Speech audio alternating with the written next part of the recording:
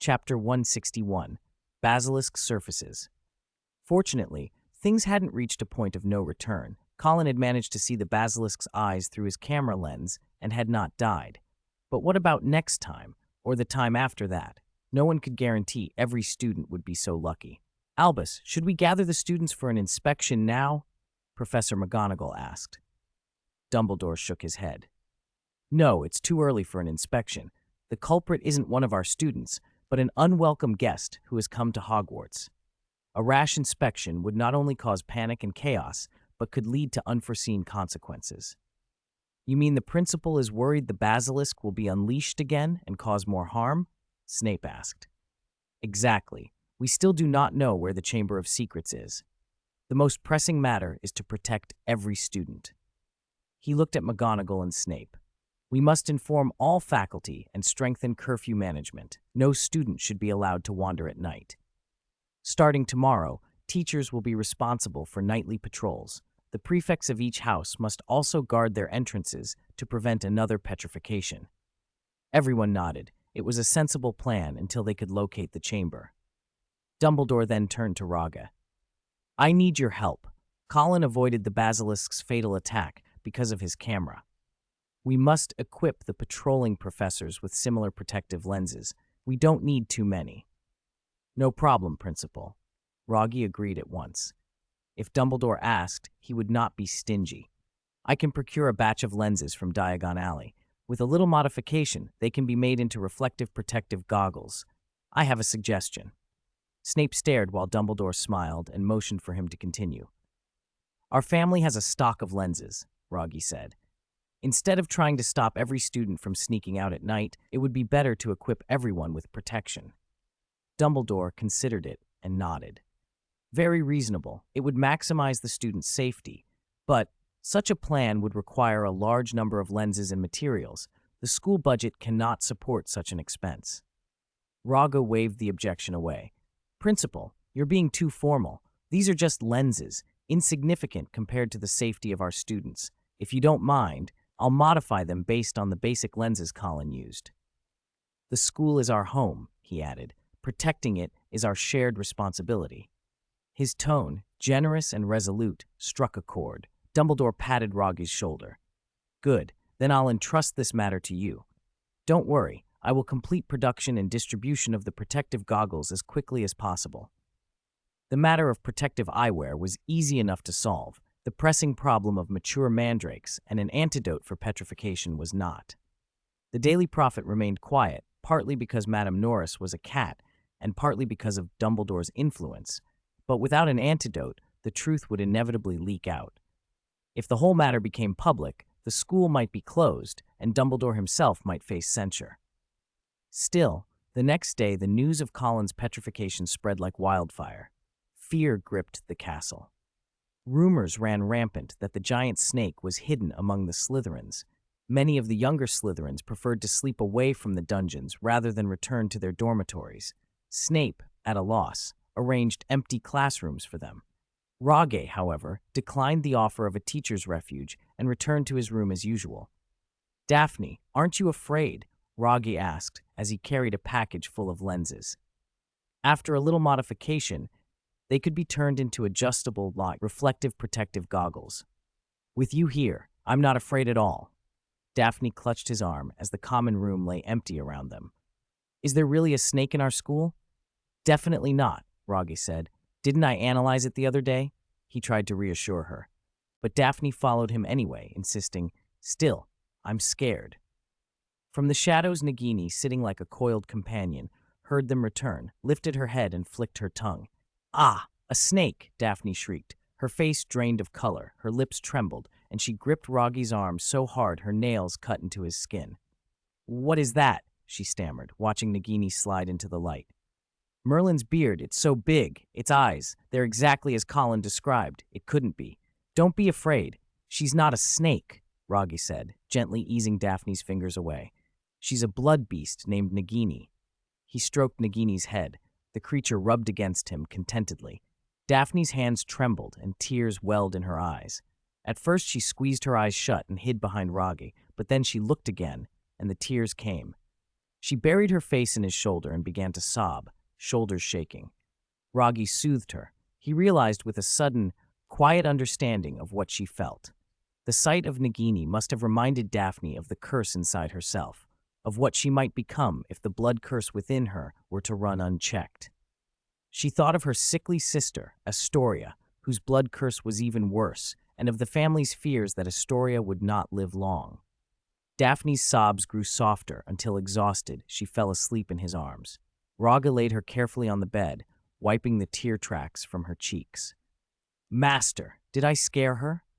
Nagini murmured and slithered closer, hissing softly. "No, she must have thought of something," Rogge said, patting the creature. "You stay here and guard her. I'm going out for a bit." Hermione had messaged him through her badge earlier. On the night Colin was attacked, the fat lady had confirmed that Ginny hadn't left her dormitory. If not Ginny, then whose hands did the diary fall into?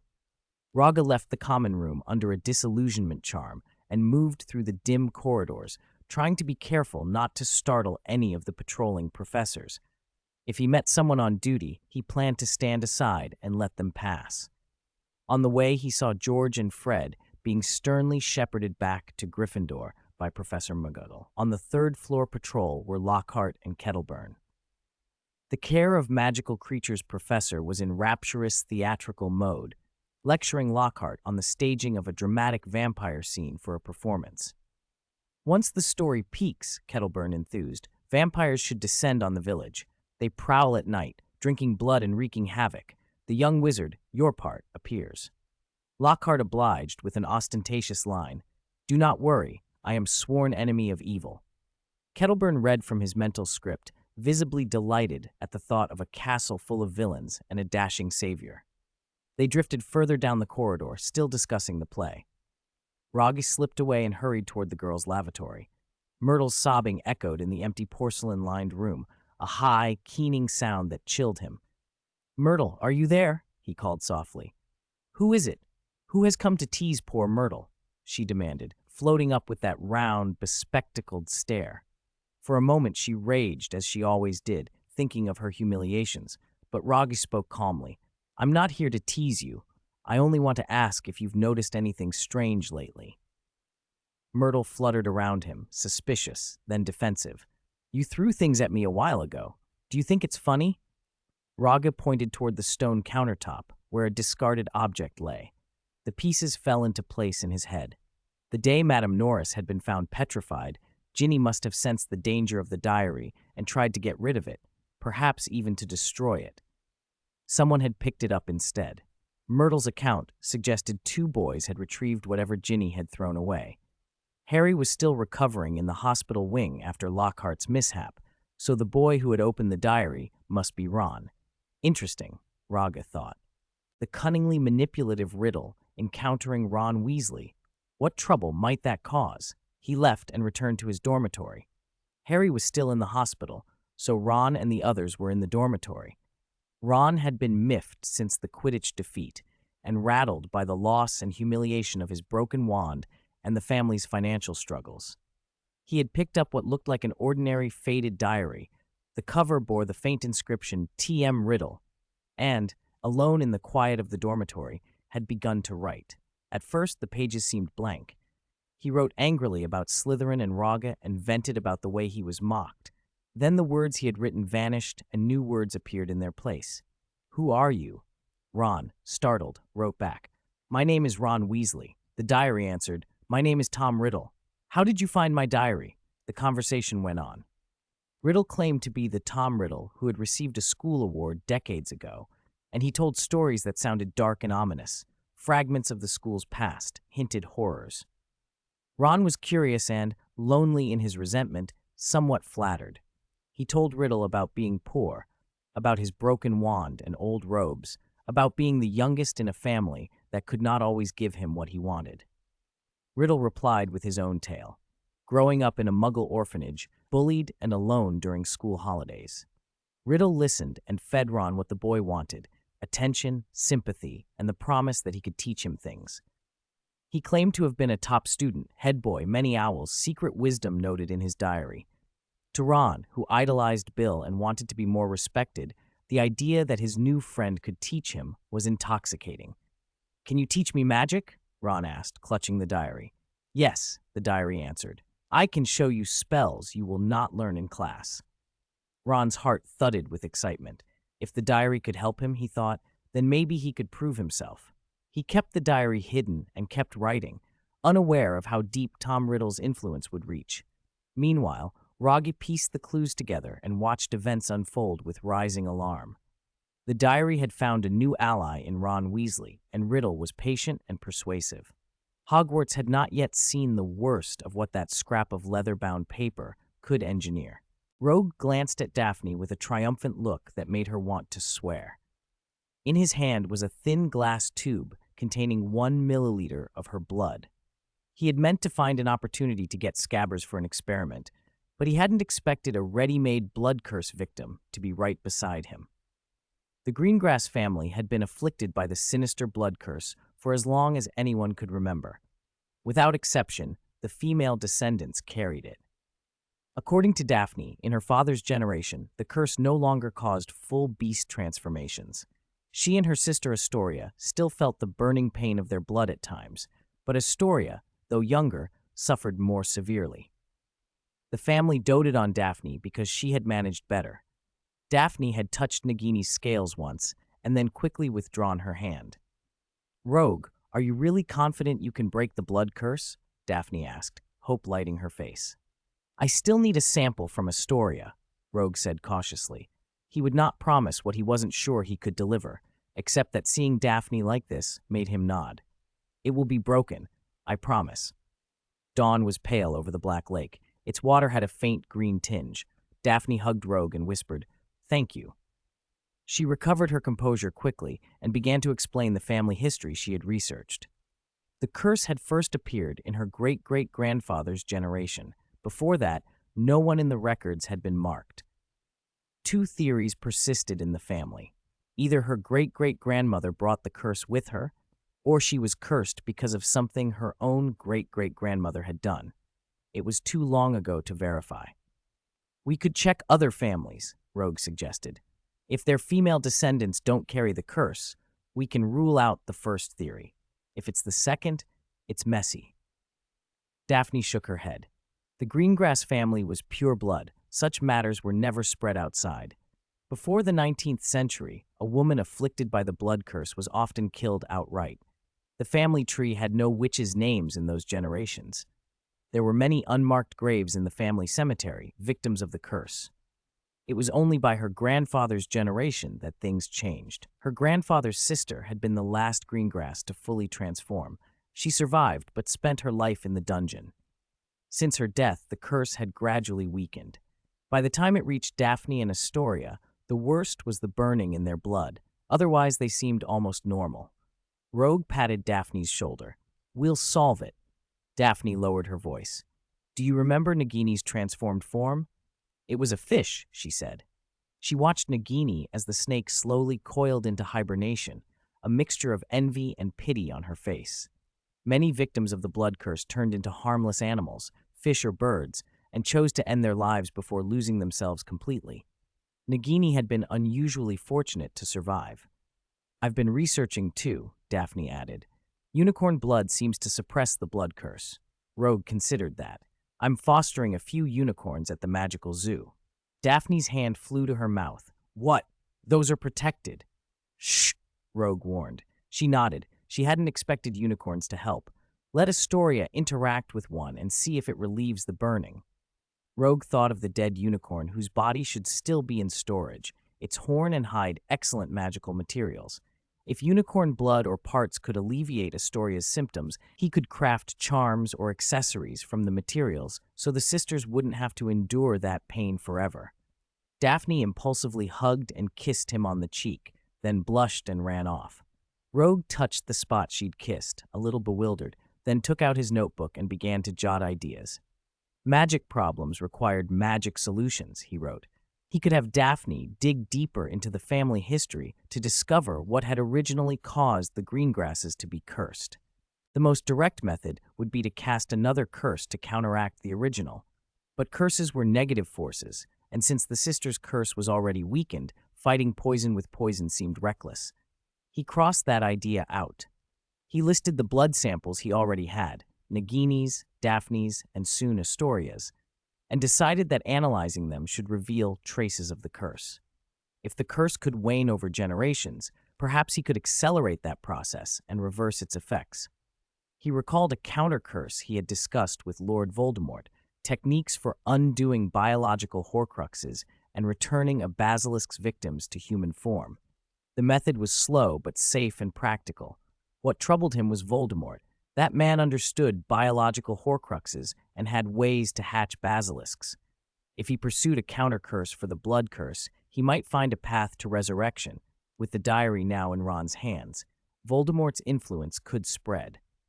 Rogue's mouth tightened at the thought. Another idea was to find the original caster and persuade them to lift the curse. But after so many years, such a person would almost certainly be dead. He'd seen a dark arts ritual written in an old grimoire that used the caster's bones, the vocal cords of a direct descendant, and the cursed person's blood to break a spell. But that was monstrous, bordering on the sacrifices involved in creating Horcruxes. Rogue refused to stoop to that. There was time. The sister's curse was not severe.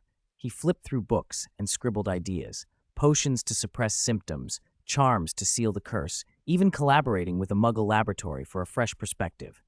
Nagini coiled and began to sleep. Rogue watched her and felt a faint premonition. They might soon unravel the blood curse and return Nagini to the magical world. He also set aside other tasks. His fireball conjuring still sputtered. The world of Hogwarts contained both traces of high magic and strange temporal artifacts, and many spells relied on emotional intensity. Rogue preferred magic that was precise and rigorous, like potion making or alchemy. Emotions could amplify power, but magic also needed material foundations. He had patience enough to explore fundamentals. Another pressing project was the protective spectacles he had designed. He'd built a multi-reflection structure to minimize petrification effects from confronting a basilisk. The goggles looked utilitarian, shiny brass rivets, a brown leather hard case, a little punk, functional rather than elegant. The left lens could auto-zoom, enlarging or shrinking as needed, and continuously fine-tuning clarity. He had intended a heat-sensing spell on the right lens, but removed it to make them safer for younger students on night patrol. At breakfast, Rogue carried a large package into the Great Hall and began handing out the protective spectacles. Slytherins crowded round first, excitement in their voices. The left lens's zoom drew particular praise. "Merlin's beard, it's so cool," a Slytherin boy exclaimed. "I can see the dust in the air." "Wow, Clay, your pores are huge," someone teased. "Don't you dare look at mine." Another shot back, and the table erupted with friendly teasing. Several children dropped their breakfasts and bolted out to try the glasses. Ravenclaw students called Rogue over. He promised that everyone at the school would get a pair. "Their main purpose is to protect you from that mysterious monster," he said. They examined the lenses with delight. At Gryffindor's table, the reaction was mixed. Harry picked at his mashed potatoes and watched Rogue approaching with the remaining spectacles. He didn't like Rogue and didn't want to owe him anything, but neither did he want to be the only one without them. "They must have some evil curse on them," Ron muttered as Rogue handed Harry his pair. "He definitely has ulterior motives." "But they'll protect us," Hermione protested. "Who knows? I don't want anything that's strange." Ron snorted and turned away. When Rogue came up directly to him and said politely, "Potter, yours," Harry took them. Ron's snort grew louder. Rogue merely shrugged. "All right, I'll leave a pair with Percy if you change your mind." Ron pushed the glasses away. "I won't wear them," he declared loudly, drawing the Great Hall's attention. "He's hiding dark arts in them, maybe a tracking spell or something to identify bloodlines, make it easier for the chamber monster to find Muggleborns." Hermione stood up, furious. "That's nonsense. Rogue wouldn't." "Look at him," Ron shot back, standing and staring. "He's a hypocritical Slytherin. Don't be fooled by him." The hall quieted. Rogue met Ron's stare and remained calm. Rogue sighed inwardly. Ron's newfound boldness wasn't his own. Someone Riddle had nudged him. There were prices to every gift of fate, and Voldemort was not easily dealt with. Rogue set aside the spectacles he still had to deliver and walked on. At that moment, a large owl flew into the great hall with a package shaped like a flying broom. Ron's face brightened. His new broom had arrived. Under someone's suggestion, Riddles, he had snuck into the forbidden forest to hunt and sell the spoils, and his first spending choice was not a new wand, but a firebolt. The broom was breathtaking, an ashwood handle, sleek, diamond-polished, every curve perfect. Gasps and envious whispers spread through the hall. "Is that a firebolt?" Someone asked. "It's beautiful," Percy demanded, shocked. "Ron, where did you get the money for that?" "Mind your own business," Ron said, hugging the new broom and drinking in the attention. He glanced at Rogue, hoping for a reaction. Surprise, jealousy, disgust, anything. Rogue's expression stayed composed, a faint smile at the corner of his mouth. Gifts from fate always had a hidden price. Rogue left the Gryffindor table to distribute the remaining spectacles to professors and students. Professor Lockhart, when presented with a pair, found them too plain and began to pontificate. "Rogue, why brass and not gold?" "Brass tarnishes and isn't very lustrous," Lockhart lectured, ever the showman. "And this leather case, some intricate engraving would elevate it. Of course, you're still a student, so you can't be expected to reach a professor's standards." He sighed dramatically. "Why don't you make a pair, Professor?" Rogue asked, rolling his eyes as he reached to take the glasses back. Lockhart clutched them to his chest with a theatrical cough. "Ahem. Your overall design is promising. I could personally refine them and add some defensive charms against the dark arts." He beamed. "If that monster appears again, I shall vanquish it and restore peace to Hogwarts. I will write about it. Days at Hogwarts, my greatest work." He rambled on in grandiose detail as Rogue listened with thinly concealed impatience. Lockhart's bragging was endless. Rogue thought, with some private amusement, that the world might survive a day without another one of Lockhart's books. Chapter 163. Death Consciousness. Lockhart stood, shook his purple robes, produced the freshly written announcement, and cleared his throat. Rogge, seeing the gesture, understood immediately that Lockhart was about to launch into one of his long-winded speeches. He began to gather his things. "Professor, I haven't finished handing these out yet, so I'll be leaving first," Rogge said. "Wait a moment. I must tell you this," Lockhart protested. He had always felt Rogge looked down on him, thought he wasn't fit to teach defense against the dark arts. Today, Lockhart decided he would make Rogge see otherwise. He grabbed Rogge's sleeve and went into full flourish. "Headmaster Dumbledore, the greatest white wizard alive, personally invited me to establish a dueling club after hearing how I braved the 10,000-snake labyrinth of Barrett on my own." "Personally invited?" Rogge raised an eyebrow. "Yes, personally invited." Lockhart's eyes widened as he emphasized the point. "No other professor has the skill to teach you like I can. People say Flitwick is a dueling champion, but that was just luck. You must understand, Rogge, I've simply never entered official dueling competitions. Otherwise, I'd have countless titles. I don't chase honors, after all." "Professor, get to the point." Rogge's patience was thin. The tirade was giving him a headache. Lockhart, unruffled, continued as if doing Rogge a favor. Since Rogge had stopped attending his classes, suspicion and rumors had swirled through Slytherin about him.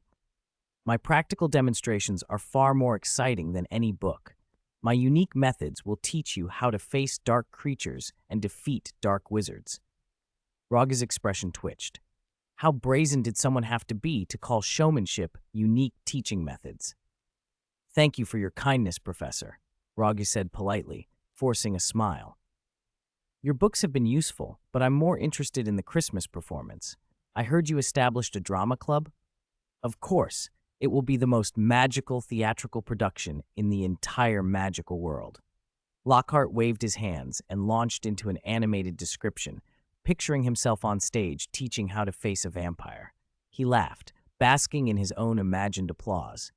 When he finished, though, the room was empty. Rogge had slipped out sometime during the performance. Lockhart's smile faltered as he sat alone with the echo of his own boasts.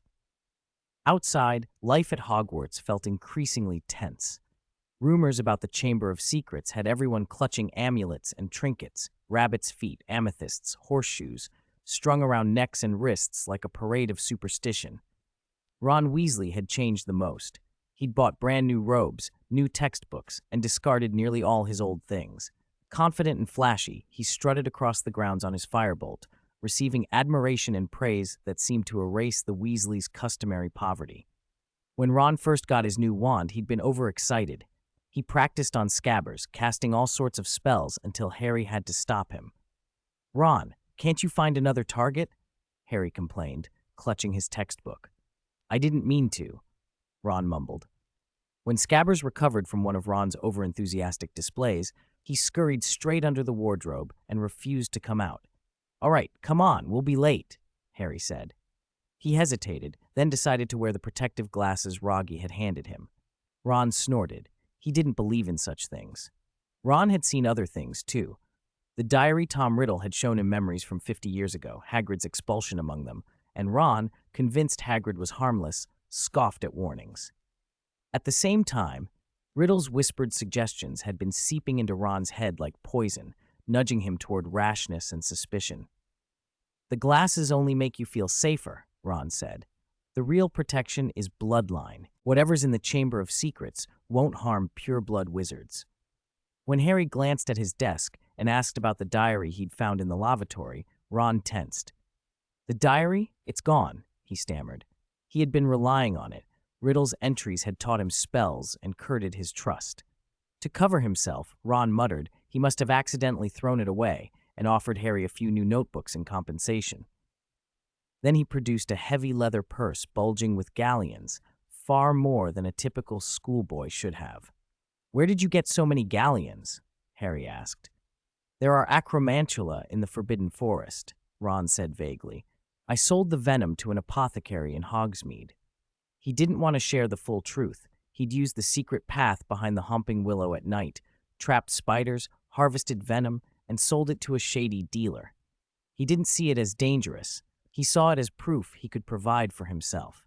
In Charms class, Hermione slipped into a seat beside Rogge and showed him a book she'd borrowed from the library. One page had been torn out. "I found it in the library," she whispered. "That page was missing already. If I'm right, it described the green snake." Rogge stared at the torn margin. He remembered Quirrell searching the library once for information on how to hatch a basilisk. At the time, Madame Pince had complained that Quirrell left books smelling of garlic. "Quirrell?" Hermione's face drained. "He's dead. How could he be involved?" "Do you remember last year's last defense class?" Rogge asked quietly. "The lesson during which someone was attacked and Colin was petrified." Hermione thought fast. Quirrell had lectured about basilisks and horcruxes.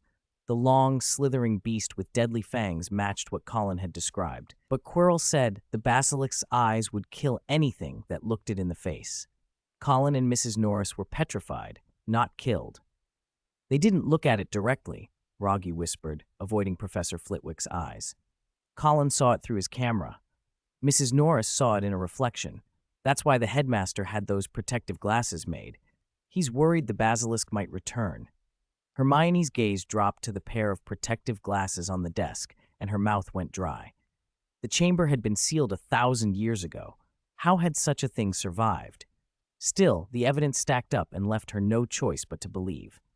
Flitwick, oblivious to the tension, hopped onto a stack of books. "Vertigo is today's spell. Who wants to try?" He looked around and, expecting Hermione to volunteer as usual, scanned for raised hands. Hermione sat with her brows knitted. She was preoccupied and didn't raise her hand. Instead, Ron put his up. Flitwick hesitated. Last practice had ended with Ron's taped wand firing out and smacking someone in the face. "All right, Ron, you try it," he said, switching places to avoid being in harm's way. Most of the class leaned back and used their books as shields. Ron pulled out a brand new wand and announced, "This time it won't fly off." He grabbed the thick book in front of him, hurled it into the air, and cried, "Vertigo!" The giant brick of a book spun, then blasted toward Rogge's table. Ron puffed out his chest, glancing at Hermione as if to prove something. Rogge didn't dodge. He swung his fist instead. For a moment, his hand blurred. Whatever infusion of strength dragon blood had given him now showed. There was a dull, thunderous thwack as his knuckles met the winged book. The book shattered into thousands of pages that exploded through the classroom like confetti. Gasps and whispers swallowed the room. "He's like a monster," someone breathed. "I bet he could take on Hagrid," someone else murmured. Rogge's eyes narrowed, and a cold light fixed on Ron. The two held each other's gaze like combatants. Flitwick hurriedly repaired the ruined text with his wand, and handing it back, pronounced, "Gryffindor, 10 points deducted." Harry, however, shot Ron a hidden thumbs up, a flutter of admiration in his chest. Ron had shown nerve, even if it was reckless.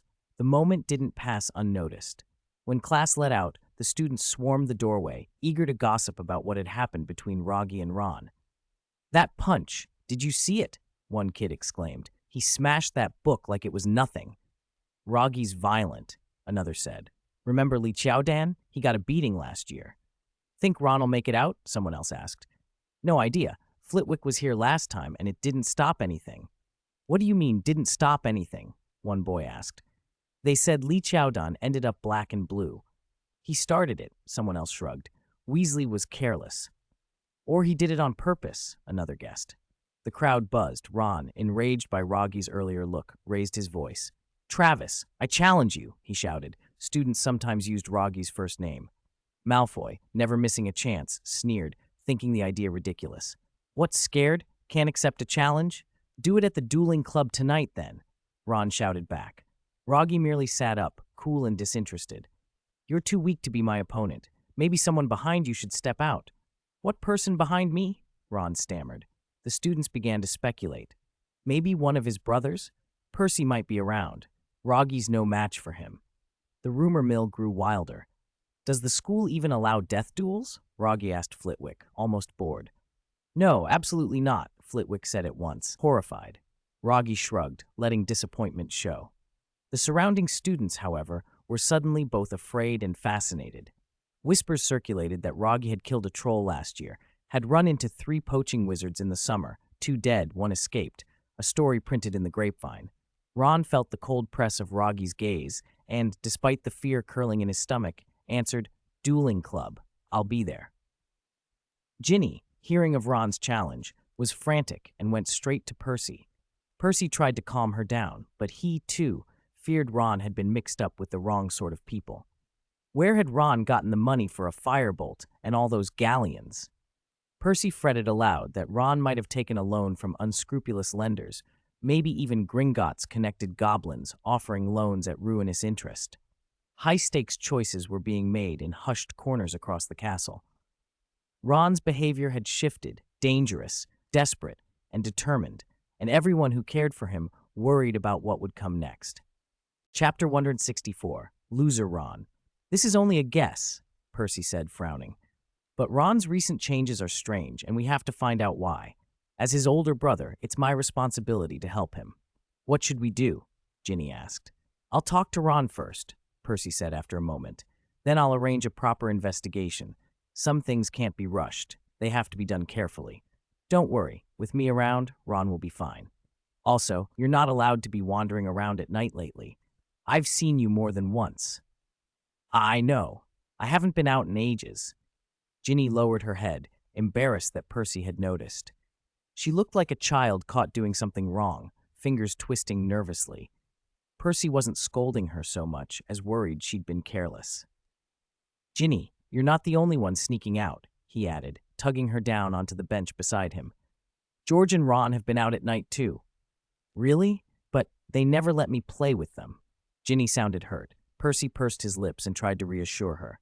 "Find other friends to go with, or if you go out alone at night, at least make sure you don't get caught. Last year, Harry was punished with patrols in the Forbidden Forest because of it." "The Forbidden Forest?" Ginny gasped. "Was he hurt?" There are dangerous things there." "You know that," Percy said. "Especially now, with the professors looking for the Chamber of Secrets. Colin saw something, a basilisk." Ginny's face went ashen and her lips trembled. She stared at Percy, panic-struck. Alarmed, took her hand. It was ice-cold. "A snake, a basilisk. How did you know?" she whispered. "The professors told us. All the prefects know." Percy treated her fear matter-of-factly and poured a cup of hot tea, pressing it into her hands to warm them. "It's terrible. It kills anyone who looks directly into its eyes. Thank goodness Colin only saw it through a camera." He took a pair of protective goggles and hung them around her neck. "If you sneak out again, wear these." "I still hope you don't come out," Percy sighed. I'm running for the new student council president, and if you get caught out at night, it'll ruin my campaign." Ginny nodded faintly. The warm cup eased her a little. "George and Fred only ever think of themselves," she muttered. "They've caused me enough trouble. A few days ago, they were caught by Professor McGonagall, luckily not Professor Snape, or I'd be done for." The rest of Percy's lecture blurred for Ginny's distracted mind. She clutched the cup and worried about the diary. She had thrown it away. So why was the chamber still opening? After dinner, the great hall was magically cleared and turned into a dueling stage. The 4 long house tables were swept aside, and a long, narrow dueling platform stretched from the high table to the steps, covered in a carpet patterned with moon phases and gilded designs. Hundreds of candles lit the area, while the ceiling above seemed to deepen into a black void. Students pressed together at the edges, wands in hand, buzzing with excitement.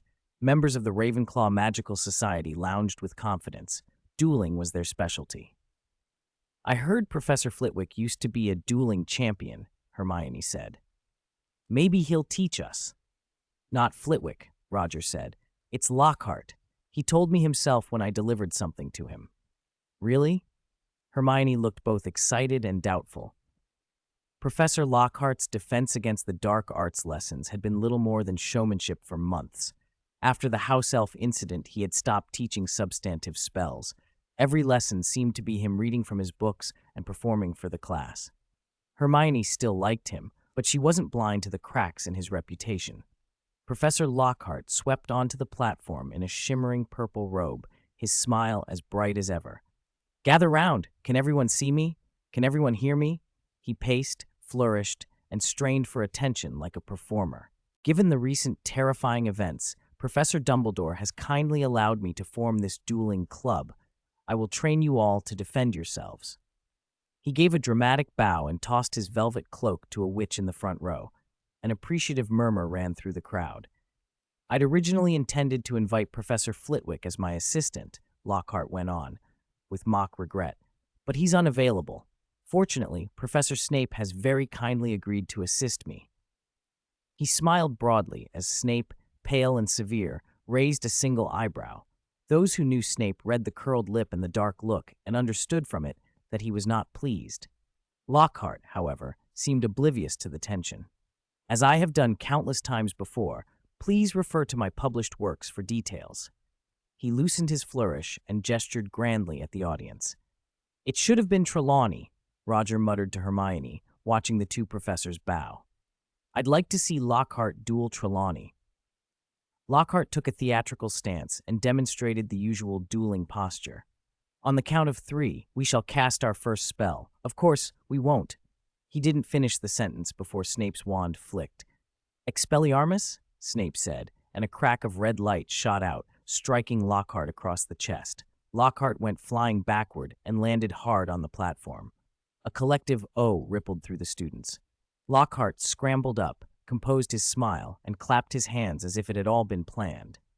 "A beautiful Expelliarmus from Professor Snape," he cried, forcing a laugh. "I lost my wand. Oh, thank you, Miss Brown." Little brownlings, young students in the front, passed Lockhart his wand back with delighted faces. "It was quite a demonstration," Lockhart continued, trying to regain control. "Had I wished to stop him, Professor Snape's spell would not have left his wand at all." He turned to the crowd. "But I think it's generous to endure a blow now and then to broaden your horizons." Snape's stare was murder. "Perhaps we should teach the students how to defend against the dark arts," he said flatly. "Excellent suggestion." Lockhart chirped nervously, glancing from student to student. "Now I will pair you up to practice. If Professor Snape will assist me." Students were paired off and shuffled onto the stage. Snape bypassed his own students and walked straight toward Harry and Ron. "You 2 should separate," he said coldly. "Weasley, go with Finnegan." "Professor, I want to duel Roger," Ron blurted before Snape could finish. Snape looked surprised, then gave a thin, cold smile. "I don't think so," he said. Malfoy stepped forward with a smirk. "I'll take him." He flicked his wand and wore an expression of easy contempt. "Face your partners," Lockhart called. "Bow." They traded a perfunctory bow and raised their wands. "On 3, only Expelliarmus." "I don't want any accidents," Lockhart warned. They counted, and the duel began. Malfoy, deliberately delayed by a beat, sidestepped Ron's spell, and then struck true. Malfoy shouted, and Ron's front teeth shot out absurdly long. Laughter burst from the crowd. "I said only Expelliarmus," Lockhart scolded, but the duel had already degenerated. Ron's elongated teeth made it impossible to form his words properly. He could do nothing but stagger and receive spell after spell. Dancing feet, rictus sempra, until he tumbled onto the platform, helpless and humiliated. "Stop! Stop it!" Lockhart squealed, but Malfoy only sneered. "Trash is trash. 10,000 good wands won't make a difference." Lockhart hurried forward and barked, "Petrificus Talus." Ron froze mid-jerk, and the spell finally stopped the harassment, but his teeth remained grotesquely long. Madame Pomfrey would have to fix them.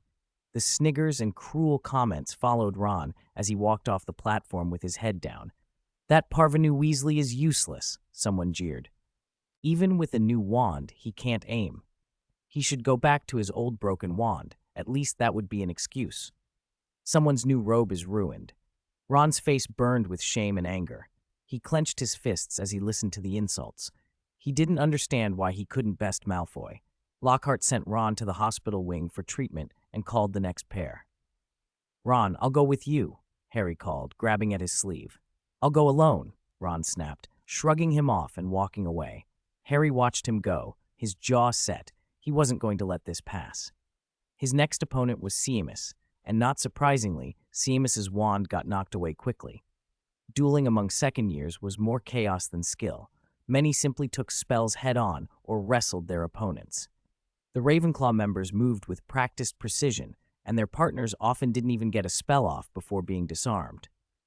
Seen that way, Ron had at least managed to cast something, unlike some who hadn't even reached their wand in time. Lockhart flitted about the hall, trying to patch things together. "Oh dear, Macmillan, watch out! Miss Fawcett, hold pressure, the bleeding will stop soon." He had given up trying to control everyone. His Petrificus Totalis, however, had been effective enough to earn him a few grateful smiles. "I think it's time to teach you how to stop unfriendly magic," he announced, looking a little rattled as he met Snape's cold gaze. "We need a pair of volunteers." "I'll do it," Harry said, stepping forward. He suspected Malfoy might follow him onto the stage, and he was right. Malfoy leapt up eagerly. "Excellent!" Lockhart waved them forward and tried to demonstrate how to fend off a dark arts attack. He brandished his wand and, in the middle of a complicated gesture, flung it from his hand. "Oh dear, I seem a bit excited." "Professor, what spell did you use to save Ron?" Harry asked. "Do as I did," Lockhart whispered instructively. "Throw my wand on the floor?" Harry stared at him. That would be suicide. But there was no time to argue. Malfoy seized his moment. "Serpensortia," he cried.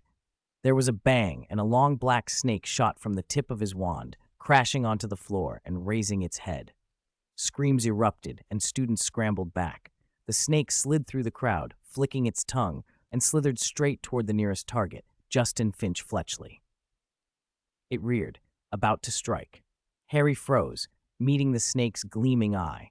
"Leave him alone," he hissed. Something extraordinary happened. The snake's tense posture eased. It went limp and obedient, as if Harry's words melted it. Roger watched from below with a flicker of surprise. A natural Parselmouth could do that. Snape pushed through the students and looked stunned. Lockhart, however, tried to grab the wand again and blurted, "Vipera Evanesca!" The spell sent the snake flying toward the ceiling and then crashing down, still alive and flicking its tongue. Harry stepped forward, still watching the snake's head. The younger students looked on, aghast. Snape's face had gone white. Whisperings spread through the hall like wildfire. "He's a Parselmouth," someone breathed. "Is Harry a descendant of Salazar Slytherin?" Hermione whispered, horrified. The library record said the ability to speak to snakes was one of Slytherin's famed powers, the reason Slytherin House bore a serpent as its emblem. "We should get Professor Dumbledore and have them investigate," Roger said, looking at Snape. He stared at Harry with a mixture of suspicion and fear. "Professor, we may have a very serious problem." A strange hissing drifted in from outside, growing clearer until it echoed through the great hall.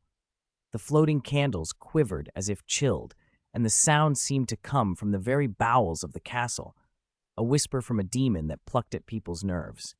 "It's a snake outside," Rogge said, snapping on his protective spectacles, turning to Snape. On the dueling platform, Harry stood pale with cold sweat. The voice was no longer a vague rumor from the pipes. It had form. He could hear every word as though the speaker were next to him. "I'm so hungry. I want to eat. Kill! Kill them and I'll be full." Fear and confusion rippled through the hall. Someone pointed at Harry. He had just used that same hissing speech to still the black snake on the stage. Colin had told everyone a huge green snake had attacked him. One glance from it had petrified him. If Dumbledore hadn't come down when he did, Colin might have been killed by a basilisk. Now a basilisk was loose outside the hall, and Harry had spoken Parseltongue. "It's him! He summoned the basilisk!" Justin cried, his voice high with panic. A Muggle-born, he bolted for the doors, but Snape grabbed him. "Professor, it was Harry Potter! He opened the Chamber of Secrets!" Justin shouted accusations as the rest of the students slid away from Harry, like the space around him had become a vacuum. Even Lockhart, who had been standing behind Harry, stumbled back and pressed himself close to Snape. "That snake is the proof. He can talk to snakes," someone shouted. The hall stared at Harry as if he'd been caught red-handed. Hermione moved to defend him, but Parvati Patil stepped forward first. "How can you accuse Harry? He's been here the whole time. How could he have opened the Chamber of Secrets?" Padma Patil added quickly, "It's not unusual to be able to speak to snakes.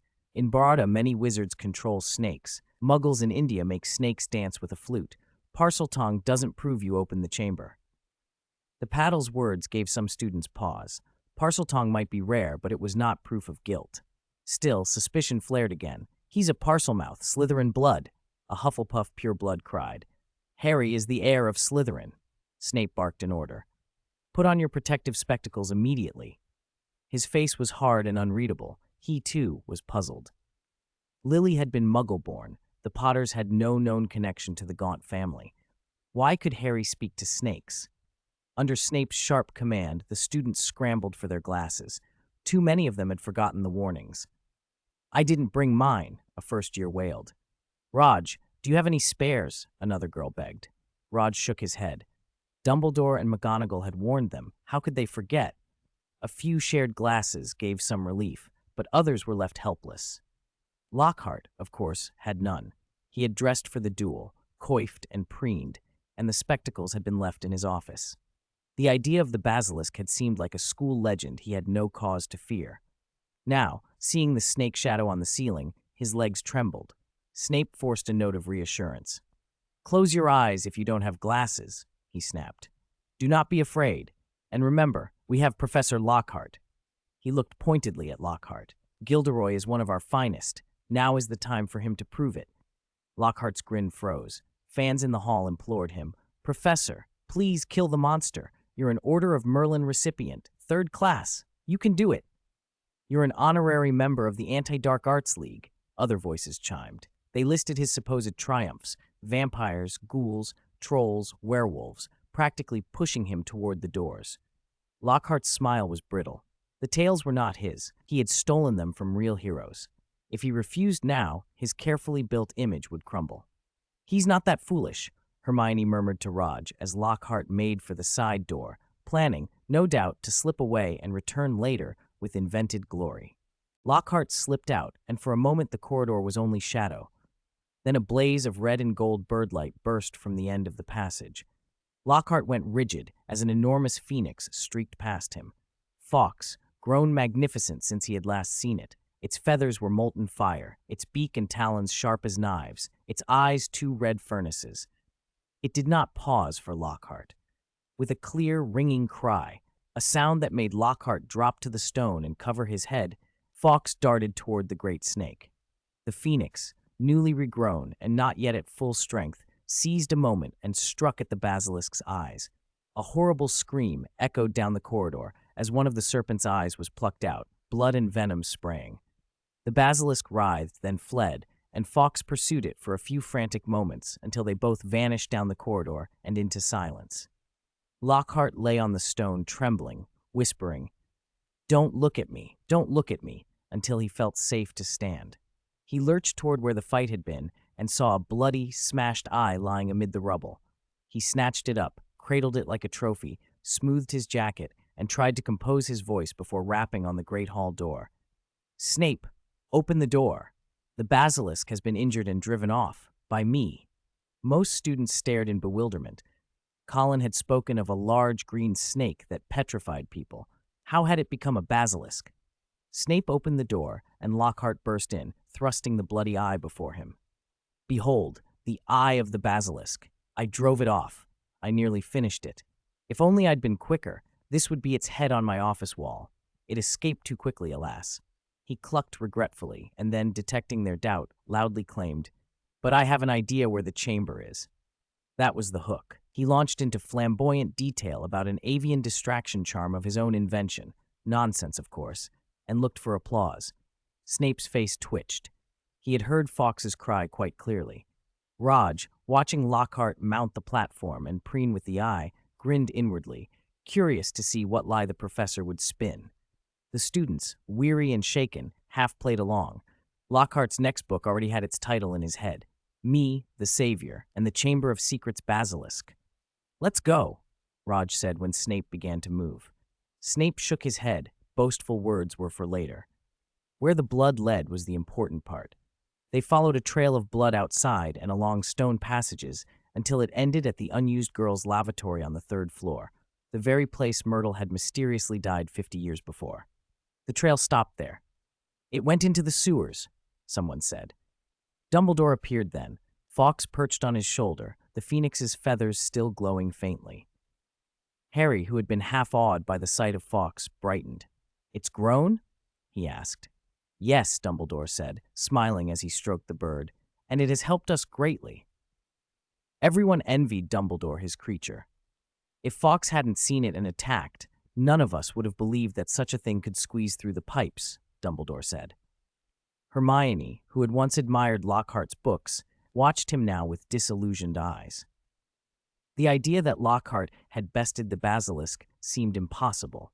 Dumbledore's face sobered. "That was no random snake," he said, "and this is not the true Chamber of Secrets." He explained what he now suspected.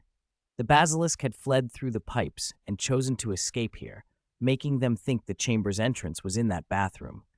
50 years ago, when Myrtle had died in that same bathroom, headmasters had warded it to keep students away. No one had looked after it closely. But by its actions tonight, the basilisk had betrayed how it moved around the castle. Salazar Slytherin had never hidden the entrance in a vault deep beneath the lake, Dumbledore suggested. He had placed the entrance somewhere public, so the monster could be let loose into the castle, and Slytherin House would be safest.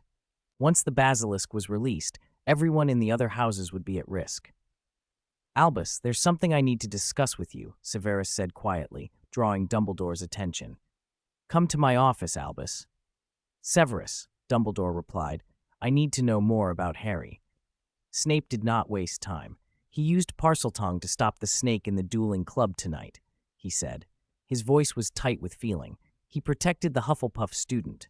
"It seems our young wizard is very brave," Dumbledore said, with the half-smile he wore too often.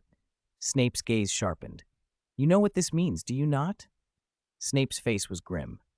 "The last Parselmouth we know of was Lord Voldemort. Tom Riddle, the one responsible for Lily's death," he said. He did not understand how Harry could have that same strange ability.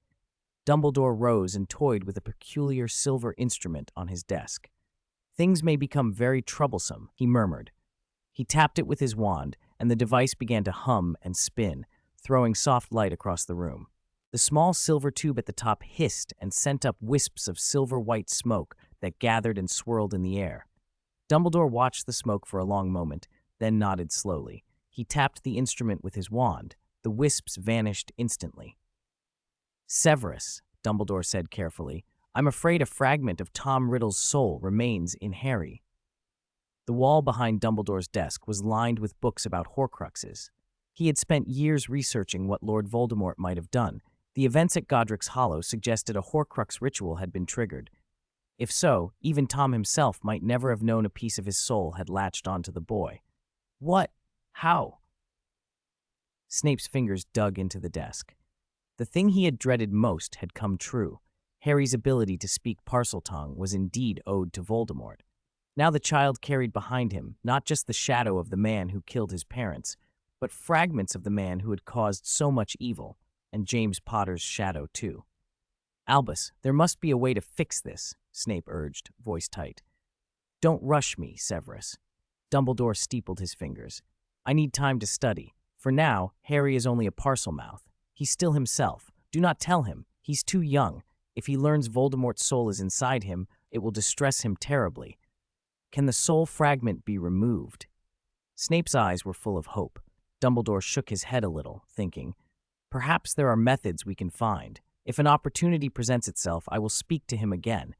For now, we must help him build defenses against dark arts intrusion. This will take time, Dumbledore added. We mustn't force things. He admitted privately to himself that the situation was delicate. He had not yet even told Snape the full extent, that Harry might be a living Horcrux. Harry is brave and kind. I believe he will not be corrupted. I hope you're right. Snape did not feel comforted, but he conceded to Dumbledore's judgment. They talked long into the night, sketching plans to protect Harry, monitor him discreetly, and guide him without making the boy feel imprisoned. It would require great care.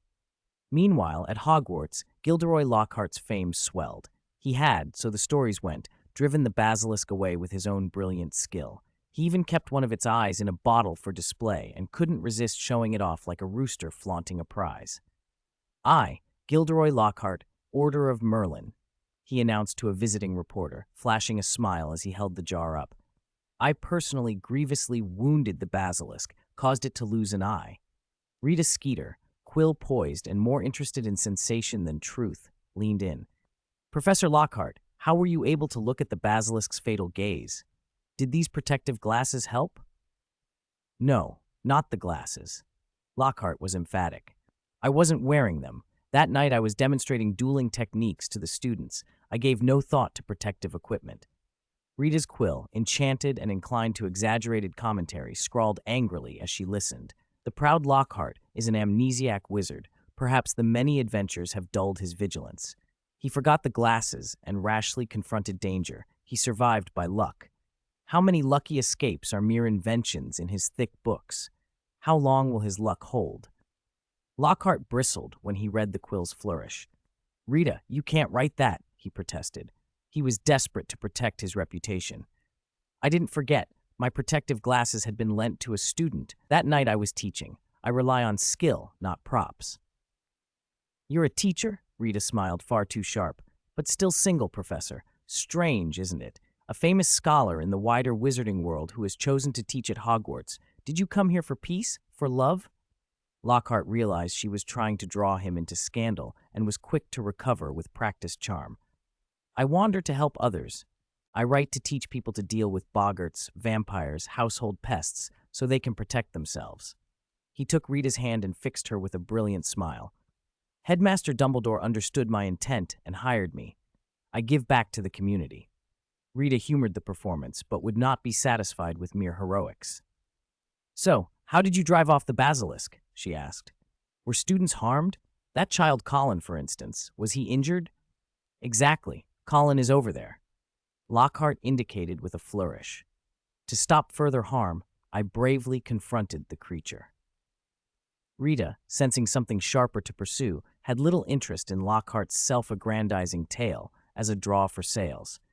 Dumbledore's supposedly lax protection of Hogwarts and its students would make better copy. Lockhart invited her to his Christmas performance, and she accepted with a wicked little smile. Hermione, reading Rita's piece in the Daily Prophet that morning, was furious. Most of the paper, aside from a small mention of Lockhart, was devoted to Harry and Dumbledore. Rita had even suggested Dumbledore was failing to protect the school. She's inventing things, Hermione snapped. That line about the Great Hall being filled with bodies without Lockhart's intervention, absurd. Rita writes for sells, said someone nearby.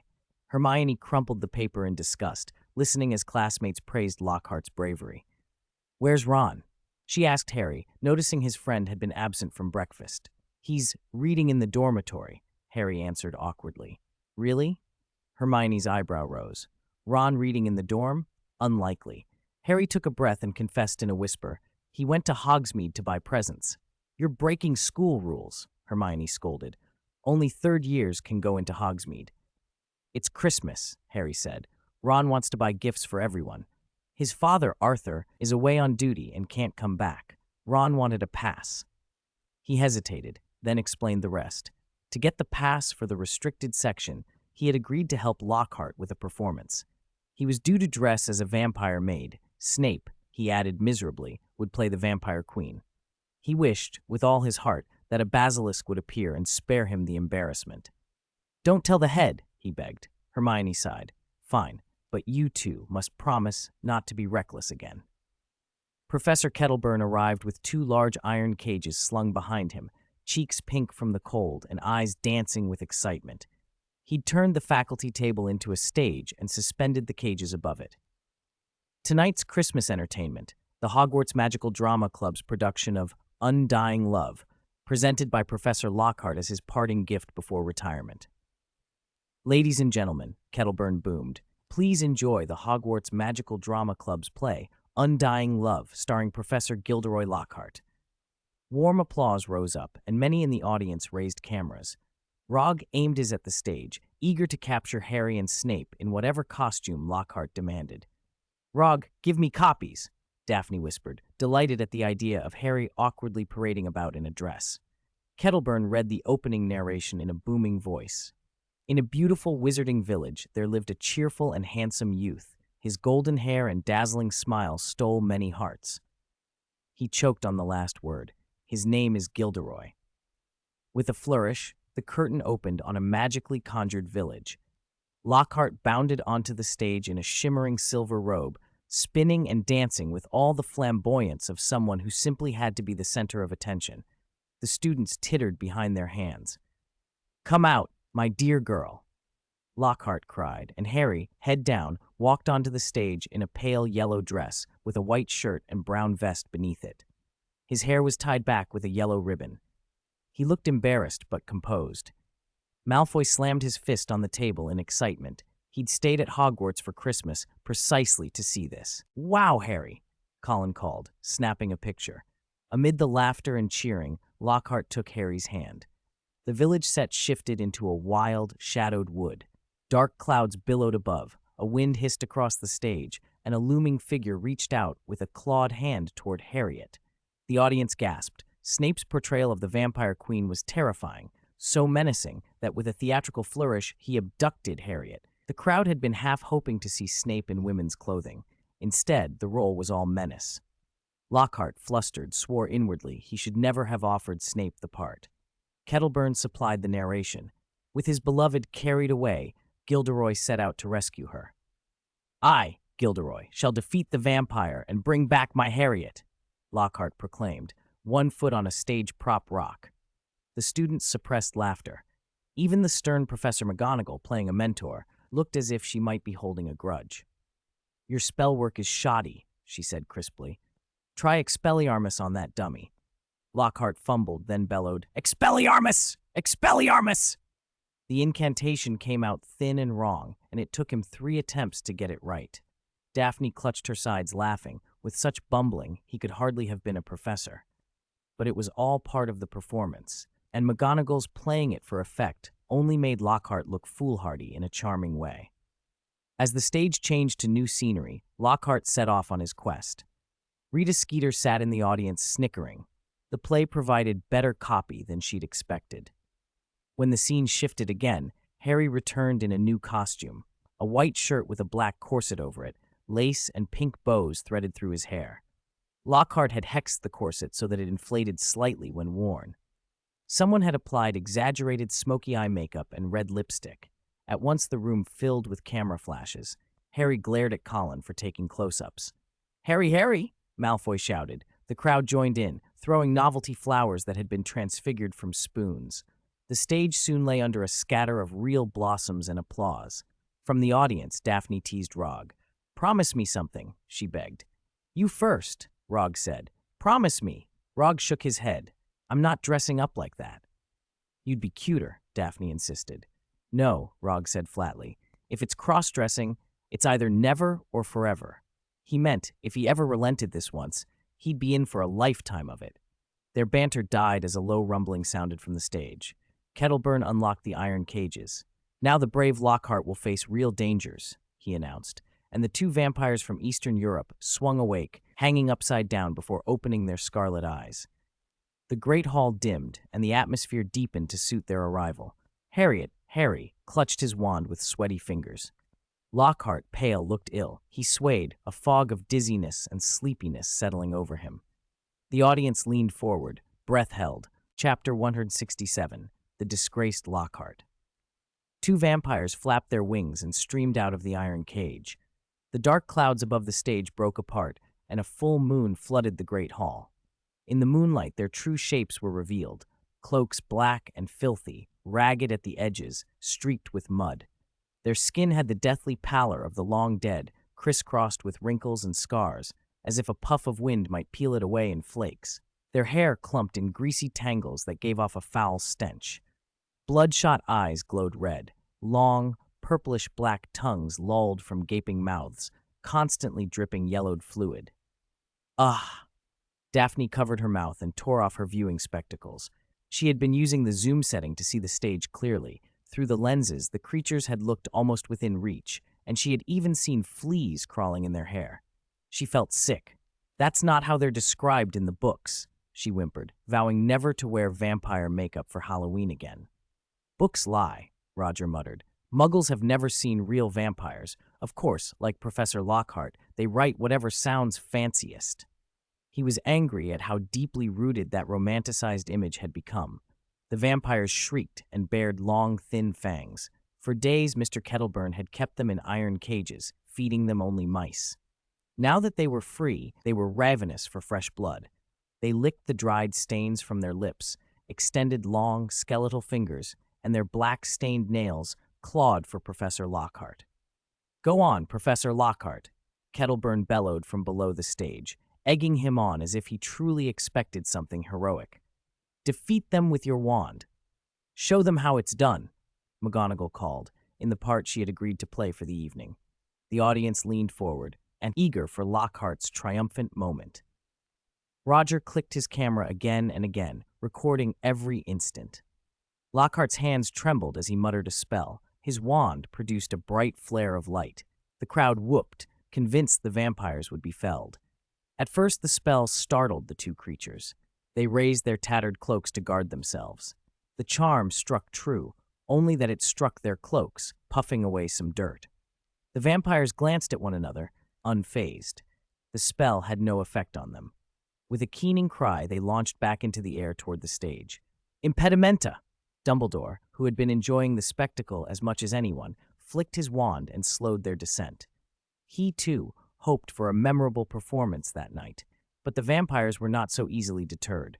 They swooped down at Lockhart and Harry. "Teacher, do something!" someone shouted. "Professor Lockhart, help us!" girls cried. Lockhart did not stand his ground. He scrambled to get off the stage, but the creatures were faster. One of them seized the extravagant fabric of his robes and hoisted him up as if he were nothing. "Help! Someone! Help me!" he shrieked, flailing. One vampire pressed close to his face. Its tongue, slick with yellow fluid, slithered over his eyes, nose, and mouth. "Harry, save me, Lockhart begged. Seeing the vampire open its jaws to sink its fangs into his neck, he screamed for mercy. "Stupefy," Harry yelled, more bent on rescuing Lockhart than on the professor's dignity. His spell struck the vampire hovering over Lockhart. It released its grip and plummeted, unconscious. The other, seeing its companion fall, lunged at Harry. Lockhart, abandoned by his spells, fell to the floor and broke both legs. He lay wailing and twisting in pain as the other vampire, a dark smear against the air, chased Harry. Bound in a restrictive corset from the costume, Harry had trouble moving. He managed a few spells, all dodged. The vampire's teeth came within inches of his throat. "Vertigo!" A cold voice came from behind. Severus Snape had stepped onto the stage. His wand cut an arc through the air. The first spell skimmed Harry's hair and struck the vampire, sending it careening and spinning. "Sectum Sempra!" Snape roared. The next curse tore through the creature. It exploded into pieces, flesh and dark fluid spattering the stage. Roger had to admit, as he photographed the carnage, that his professor was not nearly as tidy in combat as he was with potions. Harry sagged with relief. Snape's timely arrival had saved him. Lockhart lay on the floor wailing, legs twisted grotesquely, and when a vampire head thudded into his arms, he flung it away in panic. Mr. Kettleburn gave a bitter smile. His last grand theatrical experiment before retirement was ruined. As the moonlight on the stage faded and the enchanted scene dissolved, the great hall brightened again. Silence settled over the students as they took in the mess above them. Someone, at once and no one, began to clap. The applause spread, part mockery, part relief. The farce that had been Lockhart's performance was over. They had all seen it. Lockhart's incompetence laid bare. Among the crowd, reactions were mixed. Some applauded the spectacle, others stared in stunned disillusionment. Many girls who had come to see their idol realized, in a painful instant, that he was a fraud. Lockhart's face flushed beet red. He had never felt such humiliation. Worse, Rita Skeeter had been watching and taking pictures. Rita stepped forward in her sharp shoes and snapped a close-up of his disheveled face. She slipped the camera bag over her shoulder and smiled with all the charm of a woman who knew what her readers craved. "What a splendid reversal," she purred, sauntering up to the writhing professor, a multi-award-winning author, an honorary member of the Anti-Dark Arts League, bested by two common vampires. Delightful. She feigned sympathy as she leaned in, microphone and pen poised. Lockhart stared at her, terror in his eyes. "No, Miss Skeeter, please, don't," he begged, voice shaking. "Please don't print this," he pleaded, clasping his hands. "It'll ruin me. I'll do anything. Don't publish, please." Rita raised a hand and pushed up her glasses, expression coldly professional. "I'm a journalist," she said sweetly. "I have a duty to the readers. I can't simply hide a story because the subject pleads." Nearby, others cleaned up the remnants of the vampire while Mr. Kettleburn grumbled at Snape. "You could have used Stupefy, Severus. Even Sectum Sempra would have given us better bits for the herbology cupboard." "Honestly, I don't know what you were thinking," Snape grunted. The last few days had been tense for him. Harry's ability to speak Parseltongue had unsettled more than one person. Slicing the vampire apart had soothed something sour inside him. He glanced at Harry, hair flecked with dark matter, clothes smeared with gore, and couldn't help the corner of his mouth twitching. Harry's ridiculous costume somehow conjured memories of James Potter, which made Snape's satisfaction taste almost vengeful. He allowed himself a brief private smirk of thanks to Lockhart for giving him such an opportunity. "She didn't do it. Fawkes did," a senior girl wailed, clinging to Lockhart's ruined cloak. She still wanted to believe. "It wasn't Lockhart who drove away the basilisk." Hermione stepped forward, voice steady. "Fawkes did. That was Dumbledore's phoenix." Dumbledore clapped his hands, and Fawkes came sailing out of the headmaster's office, its flame-red feathers warming the suddenly chilly hall. Colin gaped and snapped a picture. For the first time that night, Lockhart's claims about past heroics began to unravel in the open. When Rita saw Dumbledore's small, enigmatic smile, her confident posture faltered. "Of course," she said, swallowing. "Albus Dumbledore. Who else?"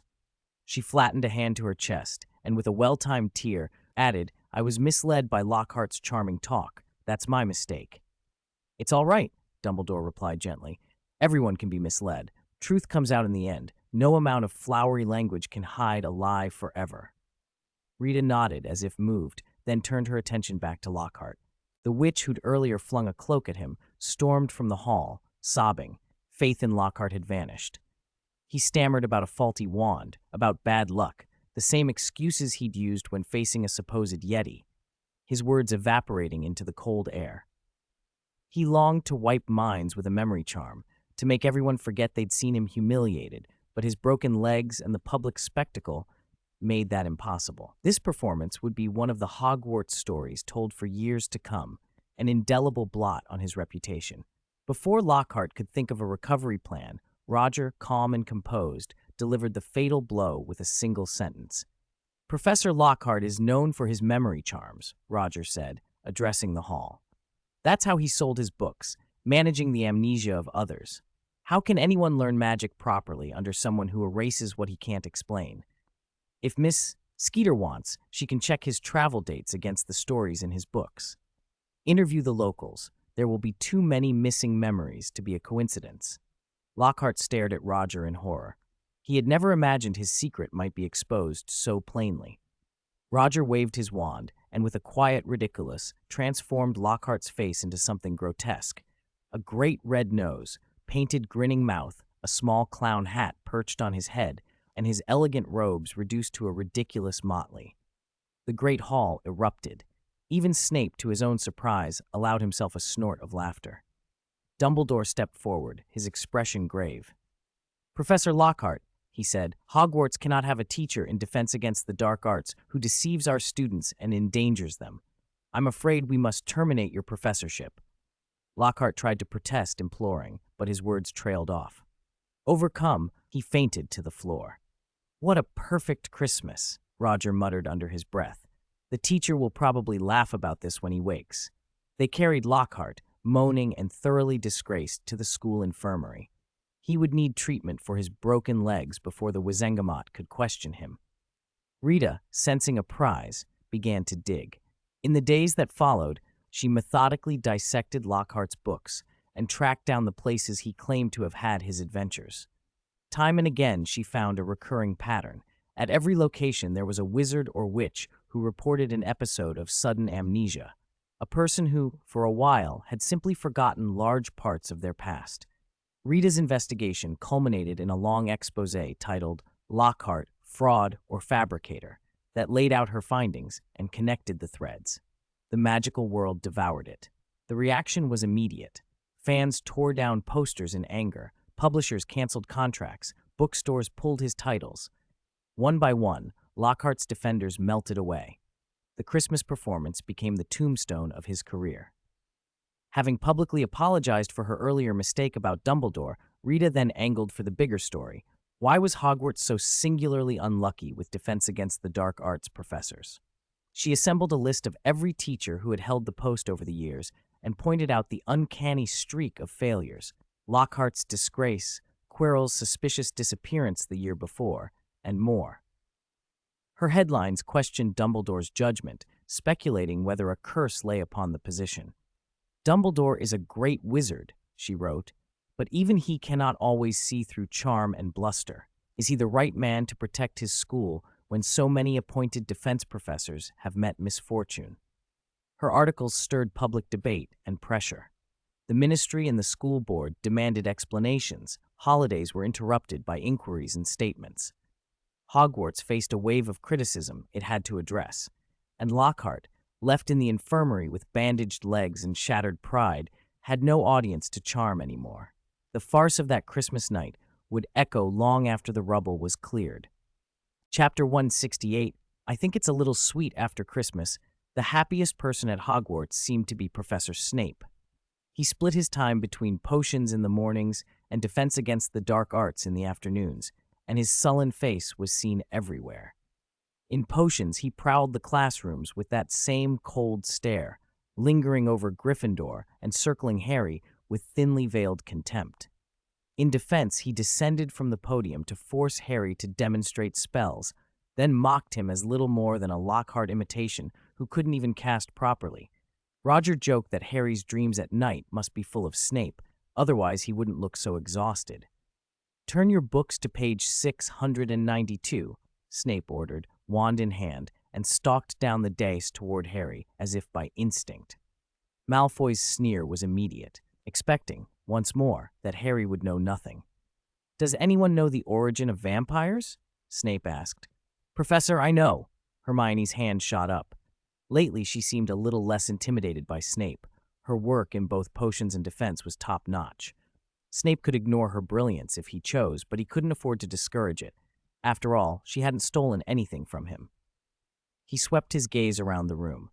Roger, whose truancy privileges had been revoked by Snape, had dragged himself back from the Magic Club and now flipped listlessly through his book, barely looking up. "Harry." Snape ignored Hermione and barked at Harry. "You faced vampires. Have you not studied them properly? Or do you fancy yourself the savior of the wizarding world, destined to defeat the darkness by sheer reputation alone? Perhaps, like Lockhart, you're all show. Aside from stupefy, what else do you know?" Harry kept his head down, staring at the illustrations on the page and saying nothing. "You truly disappoint me, Harry Potter," Snape sneered. The famous Harry Potter, and you lack even this basic knowledge." The venom in his voice was almost visible. "Professor, I know!" Ron's voice cut across the room. Snape was surprised. He hadn't expected Ron to volunteer. Ron had changed a lot recently. The proof was in his clothes and belongings. He no longer looked like the poor Weasley boy, and his sudden wealth showed in everything he owned. Even more surprising was his improved performance in lessons. Without waiting for permission, Ron rattled off. Earliest records of vampires are from the Balkans, Eastern Europe. They can live hundreds, even thousands of years by consuming blood. Their speed and strength are great, and they're particularly vulnerable to sunlight. They weren't born monstrous, they were once human. Snape's laugh was a cold, sharp sound. Speaking without permission, Gryffindor, -5 points. He turned back to the podium and lifted a black cloth. Beneath it, in an iron cage, was the vampire that had survived the Christmas party. A collective gasp ran through the classroom. No one had expected Snape to use it as a teaching aid. Sunlight slanted through the windows and highlighted the burns across the vampire's skin. It let out a low, painful groan, and the room filled with a tense, terrifying energy. "Some of you knocked it down once, but that was a sneak attack from behind. Now you will face it head on. Harry, you first."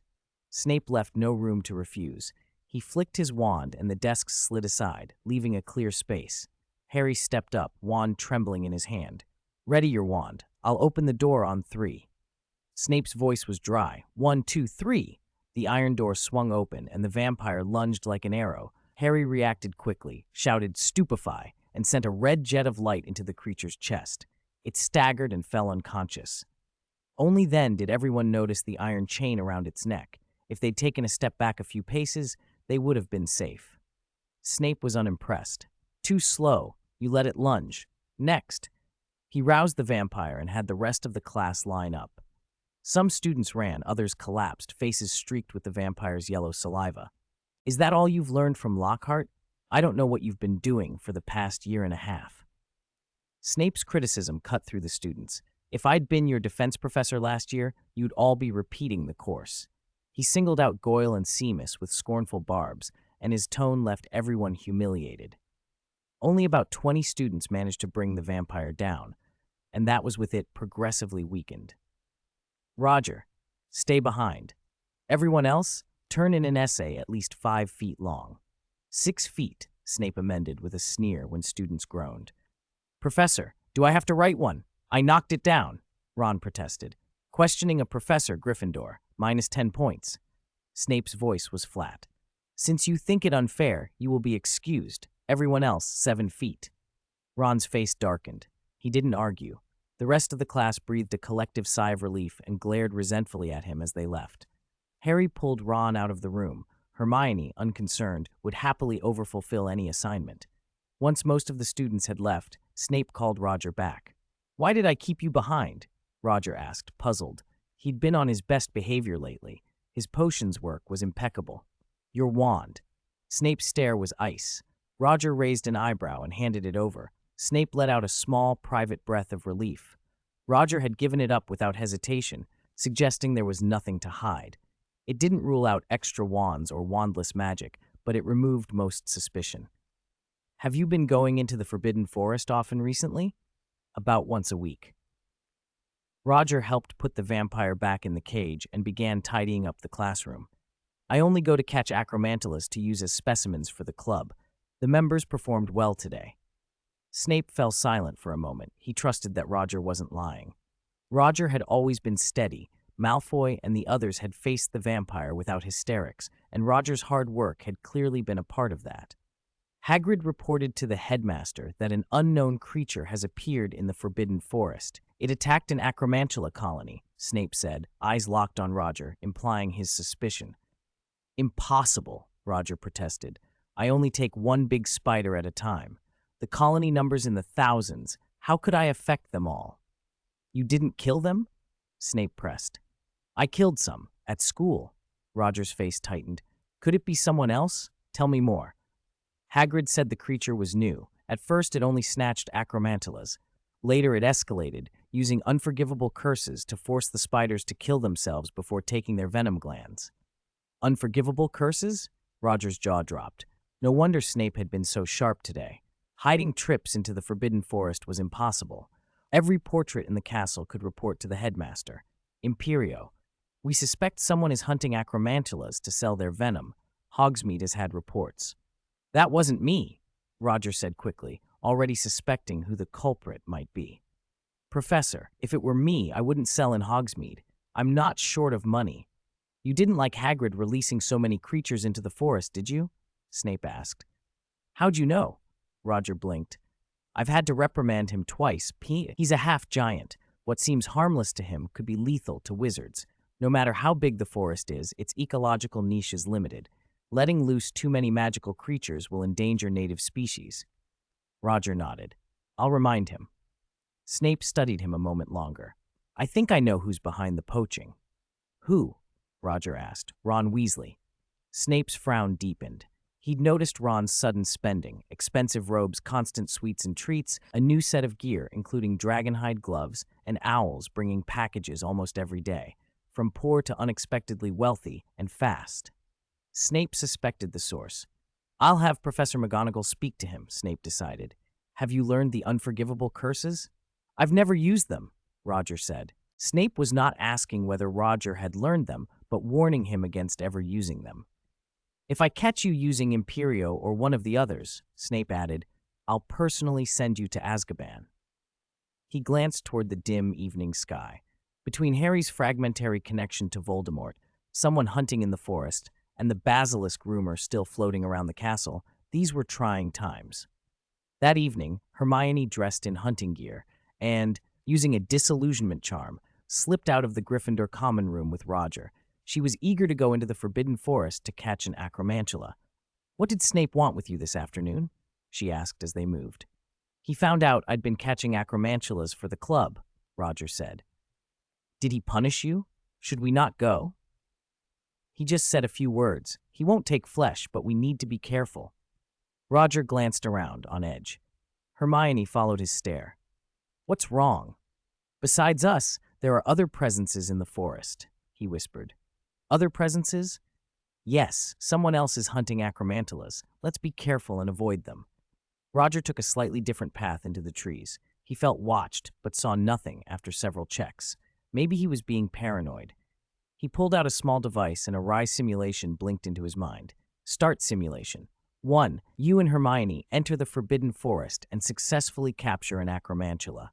2. Ron secretly lures a group of acromantulas, and you are surrounded by Aragog's descendants. 3. You use Daedalus wings to scoop Hermione up and escape the encirclement. 4. Hagrid complains to Dumbledore, and you take all the blame. Ron suggests to the headmaster that you be expelled. What the? He'd really frame us? Roger muttered. Had this become the Weasley he knew? Or had something changed him? He had to find Ron. He wasn't far wrong. Ron had borrowed Harry's invisibility cloak and slipped out. Ginny had told him Hermione wasn't in her dormitory, and Ron assumed Roger had found her. He planned to lure spiders, to trap them, then swoop in as a hero and hand them over to the headmaster. Maybe earn a reward like Riddle once did, but Ron hadn't counted on Roger's wings. Legendary Deathly Hallow, Roger said under his breath when he saw the cloak. Tempting, but he would not steal it. Instead, he grinned at Hermione and said, Do you want to look at the moon? It's cloudy. There is no moon, Hermione replied, puzzled. No matter. Let's feel the wind. Roger strapped on his Daedalus wings. Before Hermione could protest, he swept her up, and they soared above the trees.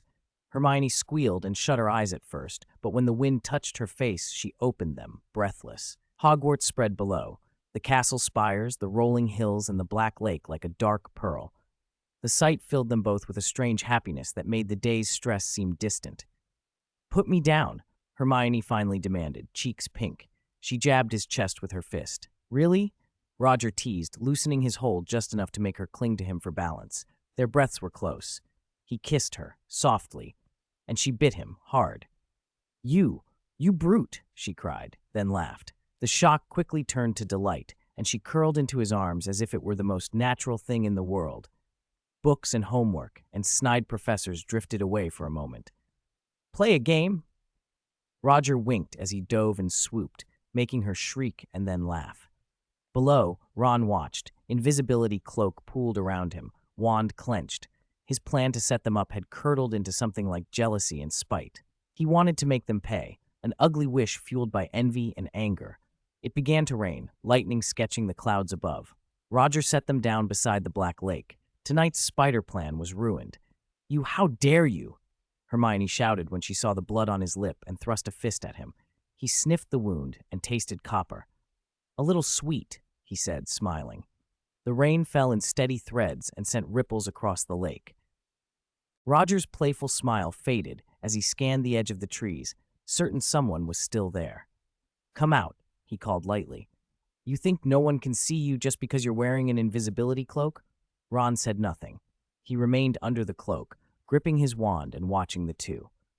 Roger chuckled and tossed back one last remark. "Everyone's wishes came true this year. Snape got the defense job at the cost of Lockhart's reputation. You made yourself rich, but what was the price?" He licked his lip meaningfully. "I think it's a little sweet. I can add another chapter tonight, but it's strange. Why didn't I save drafts when I used to write in the mornings?" When Ron heard that, he clenched his fists until they trembled. The nameless anger inside him doubled in an instant. He couldn't name the feeling. It was the other's flippant tone, the look of enjoyment on his face, that made him furious.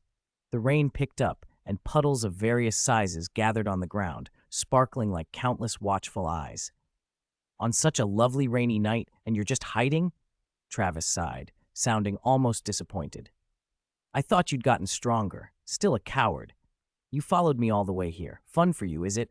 Aren't you going to duel me? What are you waiting for?" Ron demanded. "How did you know I was nearby?" Ron shrugged off his invisibility cloak. Rain plastered his red hair in damp strands. He hated always losing to Travis. Tonight he wanted a real fight. "Is it strange?" Travis smiled but gave no explanation. "Ron, I don't think I've ever bullied you. Have I? Why are you always against me?" "You." Ron's eyes flashed with fury. "You forgot the punch you gave me last year." "Under the trapdoor?" Travis shook his head, unconcerned. "Heh, just a squabble." Flicking the air with casual disdain, Travis said, "People fight. You hit me, I hit you. It's how it goes. It's just a pity I usually win." "Oh, I see. You think you can challenge me? Come at me for revenge?" Ron's face burned. "You should be more like Malfoy. At least he got something out of being beaten." He spat the name as though it were proof of something. "I'm not Malfoy. Why can't I get revenge on you?" Ron snapped, waving his wand. The tip flared green. "Let's duel." "Unforgivable curses?" Travis raised an eyebrow. "Exactly." Ron expected fear or panic on Travis's face. Instead, the Slytherin remained unnervingly calm.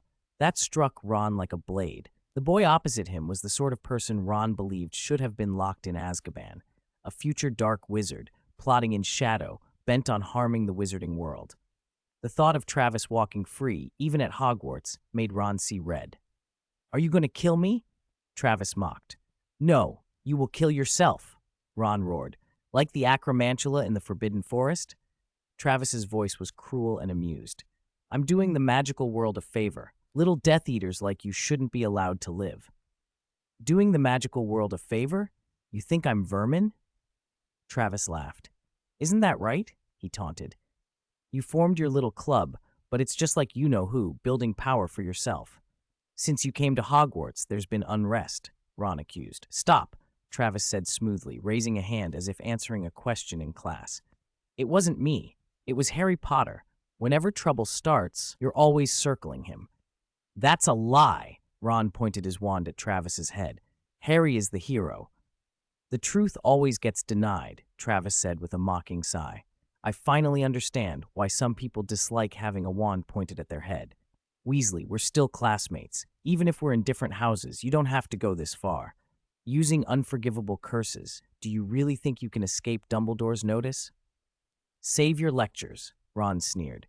"I've decided. I'm making you pay." "Imperio." The green light from Ron's wand shot forward, the first unforgivable curse aimed straight at Travis. He stepped aside with a lazy single move, and the spell washed past him. Ron's casting was clumsy and slow, like a student showing off Lockhart-style antics. By the time the curse left his wand, he was already in a new position. "Ron, you still have a chance to stop." Travis said, smiling at him, but it sounded more like provocation. Using unforgivable curses will ruin you. There's no coming back. To kill you, I don't care if I fall. Ron screamed, eyes bloodshot, hands shaking as he sent out beam after beam of green light. He was a man possessed. Travis moved like water, drifting out of every strike, with the same casual contempt and an almost bored expression.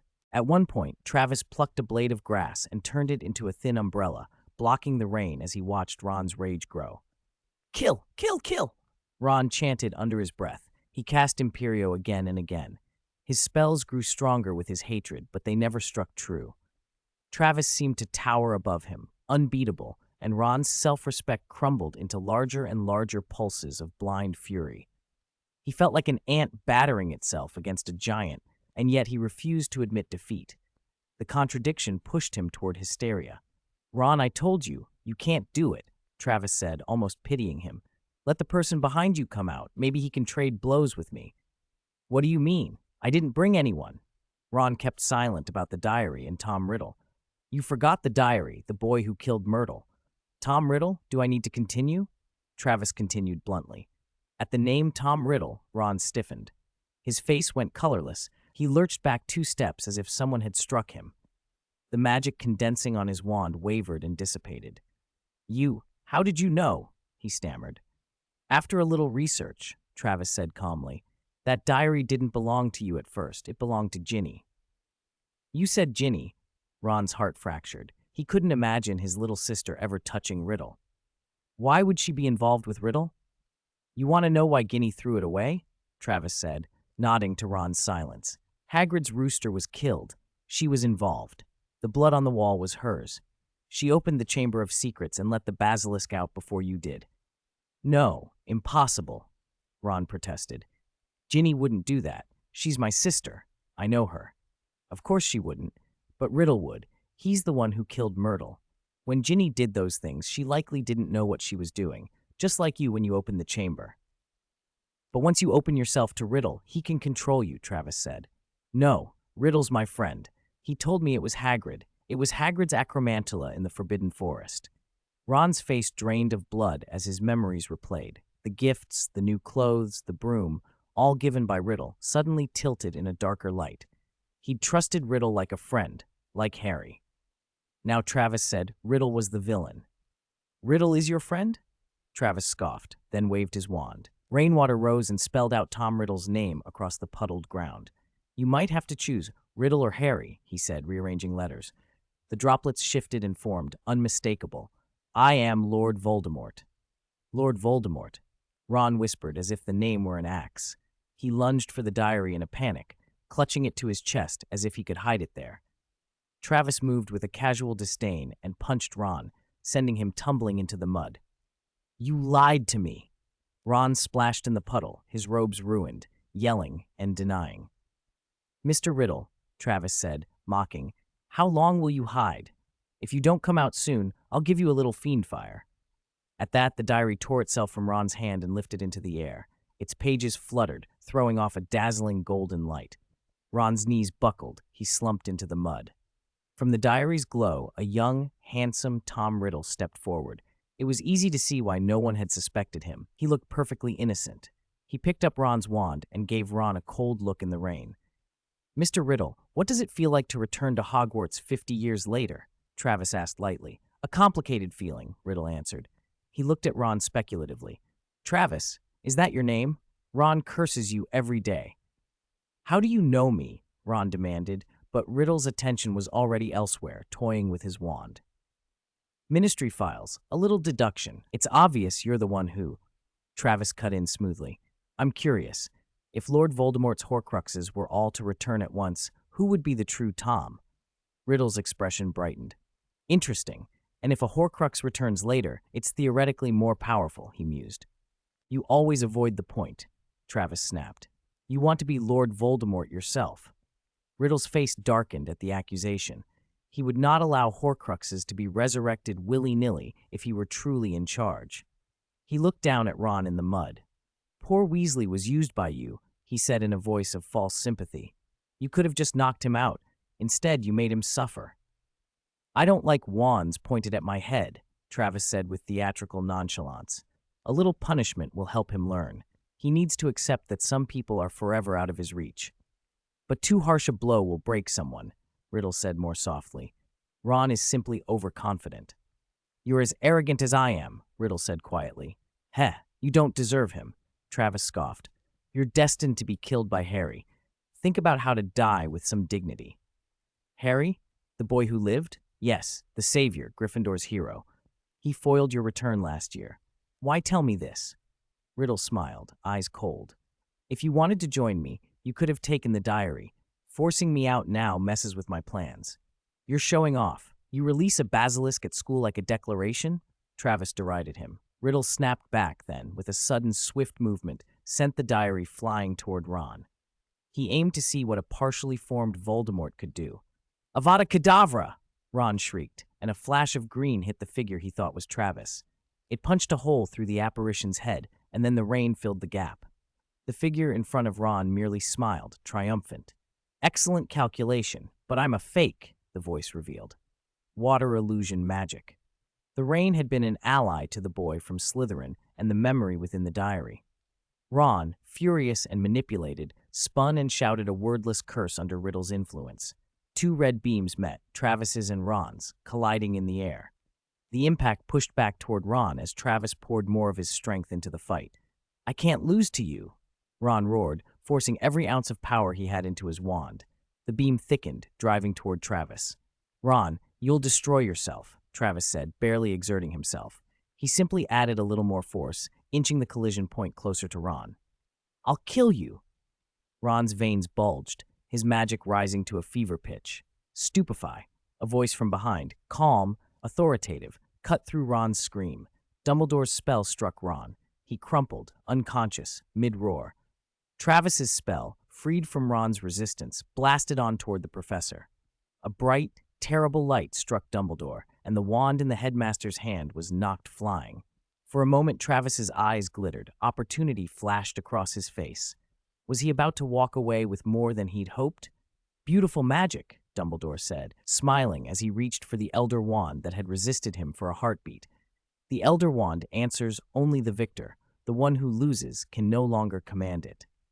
Watching that quiet smile on the headmaster's face, a cold dread ran through Travis.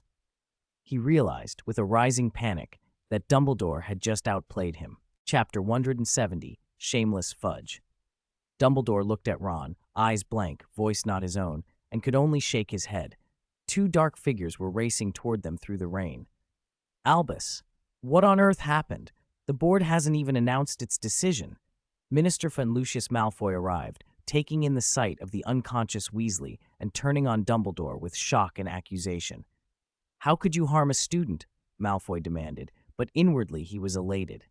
This was the kind of proof he had been hoping for to justify removing Dumbledore. He still clutched a scroll, the board's joint suspension order. Dumbledore, I don't think this is the place for a discussion, Dumbledore said with an unruffled smile. He waved a hand toward Rogge. Help Mr. Weasley up and take him back to the castle.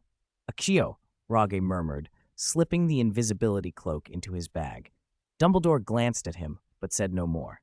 They stepped into the headmaster's office, where Fawkes dozed on his perch, and the portraits of former headmasters brightened and stared. Fudge flicked rain from his robes and eyed Dumbledore with a mixture of anxiety and accusation. Lucius and Rogge exchanged looks, and then inspected the motionless Ron with interest. Dumbledore, you know I don't believe Hagrid did it, Fudge said crisply, dabbing his face with a handkerchief. But the attack mirrors the case from 50 years ago. Hagrid was implicated then. He has a record. The Ministry has evidence. The former head expelled him, and now another student has been injured by a basilisk. The Daily Prophet's already all over it. People will see this as proof the old injustice has led to a recurrence. Fudge sighed theatrically. I'm very sorry, Albus. I've considered every option, but for now, Hagrid has to be taken into custody. We need to show the Ministry, the parents, and the public that action is being taken. Wrongful punishment will only let the real culprit go free, Dumbledore countered. No, leniency will let the crimes continue. For once, Fudge was adamant. He turned to Lucius as if seeking support. I've already contacted the board. Rules are rules. Criminals must be punished, Lucius said, the veneer of regret barely hiding his satisfaction. We were interrupted, but the board's decision stands. This is a temporary suspension order signed by all 12 board members, Malfoy added, unfolding the parchment in his hand. Its elegant script outlined the resolution. It's regrettable, Professor Dumbledore, but we feel you have not been exercising your full authority as headmaster. So far, only one attack has been confirmed, and yet hiring Professor Lockhart showed poor judgment in staff appointments. Hogwarts is charged with educating the next generation of British wizards. We cannot risk children being left undefended because of poor leadership. I also received complaints that Defense Against the Dark Arts has become a theatrical production, Lucius said with a smug look. Draco's earlier grumblings had become a useful weapon. Fudge, taken aback, had expected the board to pressure Dumbledore to ensure safety, but he'd never expected Malfoy to conspire so boldly. Fudge knew Hogwarts still housed a basilisk. Removing Dumbledore could mean closure. Dumbledore sat behind his desk, smiling patiently, eyes flicking occasionally to Rogge as the boy sketched in a notebook. Rogge's pen scratched hurriedly. Riddle, you will be sentenced to death. Any last words? The notebook replied in thin, scratchy script. Judge me? Impossible. I'm just a diary. What did I do wrong? Rogge, you tempted others, committed unforgivable crimes. You killed Myrtle and hurt Ron. Diary, that wasn't me. It was 16-year-old Lord Voldemort. I'm only a fragment. The law can't judge me. You're a fragment of Voldemort. Even a memory like you must be destroyed. I'm only a memory. No one can touch me. There are many ways. Fiendfire? Are you a monster? Ro chuckled. Of course I'm not a monster. You are. I spoke to Lord Voldemort last year about how to render a soul unconscious. You're a perfect test subject. Erase your consciousness and turn you into a tool. Bang! The diary flipped off the desk and hit the floor. Fudge, distracted from his speech, jumped. Rogge, clearly not having thrown it on purpose, picked it up and continued. Lucius, if Dumbledore won't act, then who will? But this is the board's decision, Lucius said. Fudge wiped his sweating palms. He wanted Dumbledore gone as much as any other, but Malfoy's aggressiveness unnerved him. Dumbledore had been headmaster for 50 years. His authority permeated Hogwarts. Fudge thought only death could remove him. If the board wants him gone, he will step down, but we should handle tonight's matter first, Dumbledore said mildly, and he motioned Rogge forward. Headmaster, I didn't mean to disarm you, Rogge began. That's not important. Pick it up, Dumbledore said, nodding toward the Elder Wand on the desk. A light of calculation passed through his eyes. Rogge's Expelliarmus had knocked the Elder Wand from Dumbledore's hand. That small, unnoticed fact meant the wand's allegiance might have shifted from Dumbledore to whoever disarmed him. Keeping that secret could protect Harry and confound Lord Voldemort. It was a last line of defense, a bargaining chip. I think you should explain the diary to Minister Fudge and Mr. Malfoy, Dumbledore said. Rogge set the diary on the table. Malfoy's face flickered with unease. I gave it to the Weasley girl. How did it end up with this boy? He demanded. The diary's presence stirred his memory, and his earlier actions looked damning. Dumbledore touched the book with his wand. Silver instruments on the desk hissed and belched green smoke. It swirled and formed a snarling serpent's head. At the sight of it, both Lucius and Fudge recoiled. They recognized that symbol. This is impossible! Albus, you know who is dead! Fudge exclaimed, lunging to snatch the diary. Rogge held it away. Rogge sat back, casually spinning the diary on a fingertip. Hagrid didn't open the Chamber of Secrets. Who would believe a half-giant could be the heir of Slytherin? Malfoy, sensing danger, was quick to switch sides. He's right, he said hurriedly. The chamber's reopening proves the creature is a basilisk. Hagrid couldn't control it. He wasn't the heir. Then the suspicion cast 50 years ago was misplaced, Lucius added in feigned outrage. The trial must have been flawed. Fudge looked torn. If Hagrid wasn't guilty, then who was? He glanced at Rogge and felt a chill. The Ministry had paid out a large sum to the family involved the previous year. If the Ministry had been wrong, further compensation and scandal might follow. His features hardened. Regardless of past mistakes, Hagrid is the prime suspect here and must come with me for questioning. It doesn't have to be an arrest, Fudge hedged. He won't necessarily go to Azkaban, but he must come. We'll give it a month. If it's a mistake, the ministry will correct it. Minister, Rogge said, lowering his voice and nodding to the green serpent suspended above the table, there's something more worrying than Hagrid or the basilisk. He let the words hang. Lord Voldemort. Fudge's face went white. He sprang up so fast his hat flew in his hand. Albus, control your students. You know who is dead, an undeniable fact. If these rumors spread and cause panic, I will close Hogwarts. But I have evidence. Rogge's voice was quiet but steady as he presented the diary, still turning it on his finger. A diary? Humph, nonsense, Fudge scoffed, resisting explanation. He pushed Ron, who lay slumped with a hand, and tried to leave. Rogge's casual tone shut him down. Tom Riddle's diary, Lord Voldemort's diary. If Rita Skeeter got hold of this, Fudge froze, face paling. No, it's not possible, he stammered. The Dark Lord is dead. A book doesn't prove otherwise.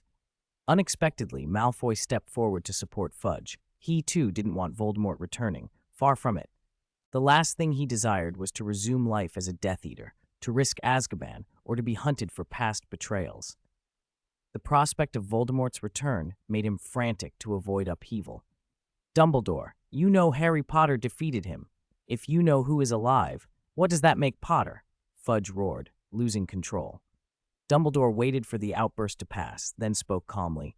Harry defeated a piece of Tom Riddle because of his mother's protective magic. Declaring Tom dead need not be wrong, but death is not always the end. As wizards, we know magic is mysterious and seductive. Minister, listen to Rogge. Reluctantly, Fudge sat back down, flushed with anger and embarrassment. Rogge took a breath and explained. Tom Marvolo Riddle's mother was from the Gaunt family, descendants of Slytherin. He is, by blood, Slytherin's heir. 50 years ago, he opened the chamber and unleashed the basilisk. Myrtle was killed by it. Had the ministry investigated thoroughly then, instead of accepting the convenient story, perhaps we would not have had the Dark Lord's rise. Dumbledore cleared his throat. Hogwarts bears some responsibility for the oversight. The issue now is how to respond. That isn't merely a diary, Rogge continued. It's a Horcrux. Horcrux. Both Fudge and Lucius leaned in, puzzled. A Horcrux is a dark magical object. A wizard severs part of his soul and embeds it in an object to anchor himself to life. This, Rogge tapped the diary gently, is a fragment of Voldemort's soul. Silence widened in the office. Fudge and Lucius stared at the old book as if it might crawl away. The implications settled heavily, especially for Malfoy, who realized with sudden dread how closely he'd been involved. Rogge looked at Ron and said quietly, "This boy is Ron Weasley. He came into contact with the Horcrux. Part of his own soul is being invaded. That's why Dumbledore stunned him, to stop the Horcrux from doing more harm." "If we didn't find the Horcrux, Ron won't wake," Dumbledore said. "Voldemort's fragment will keep feeding on him until it can be used to help Voldemort return." "Then destroy it now!" Fudge shouted, and for a moment he pointed his wand at the diary and unleashed hex after hex. The spells fizzed and died on the book as if hitting a stone wall. "Why won't it burn? Why can't it be destroyed?" he demanded, bewildered. "A Horcrux is protected by very dark enchantments," Dumbledore explained softly. "Ordinary spells won't touch it. There are special means." Fudge hardened his jaw. "I'll hand it over to the Department of Mysteries." "Minister, if you do that, Weasley will die," Rogge warned. Fudge drew a breath, grim. "For the peace of the wizarding world, sacrifices are sometimes necessary," he said without shame, patting Rogge on the shoulder. 12 years ago, many Aurors and wizards died to secure our safety. Even the Potters gave their lives. If this child delayed you-know-who's return with his life, he deserves our honors. The ministry must do what is best for the many." Rogge's eyes flashed. "A life for a medal. You're willing to trade a child's life for praise?" Dumbledore's gaze sharpened and an unspoken pressure settled on Fudge. Still, the minister would not relent.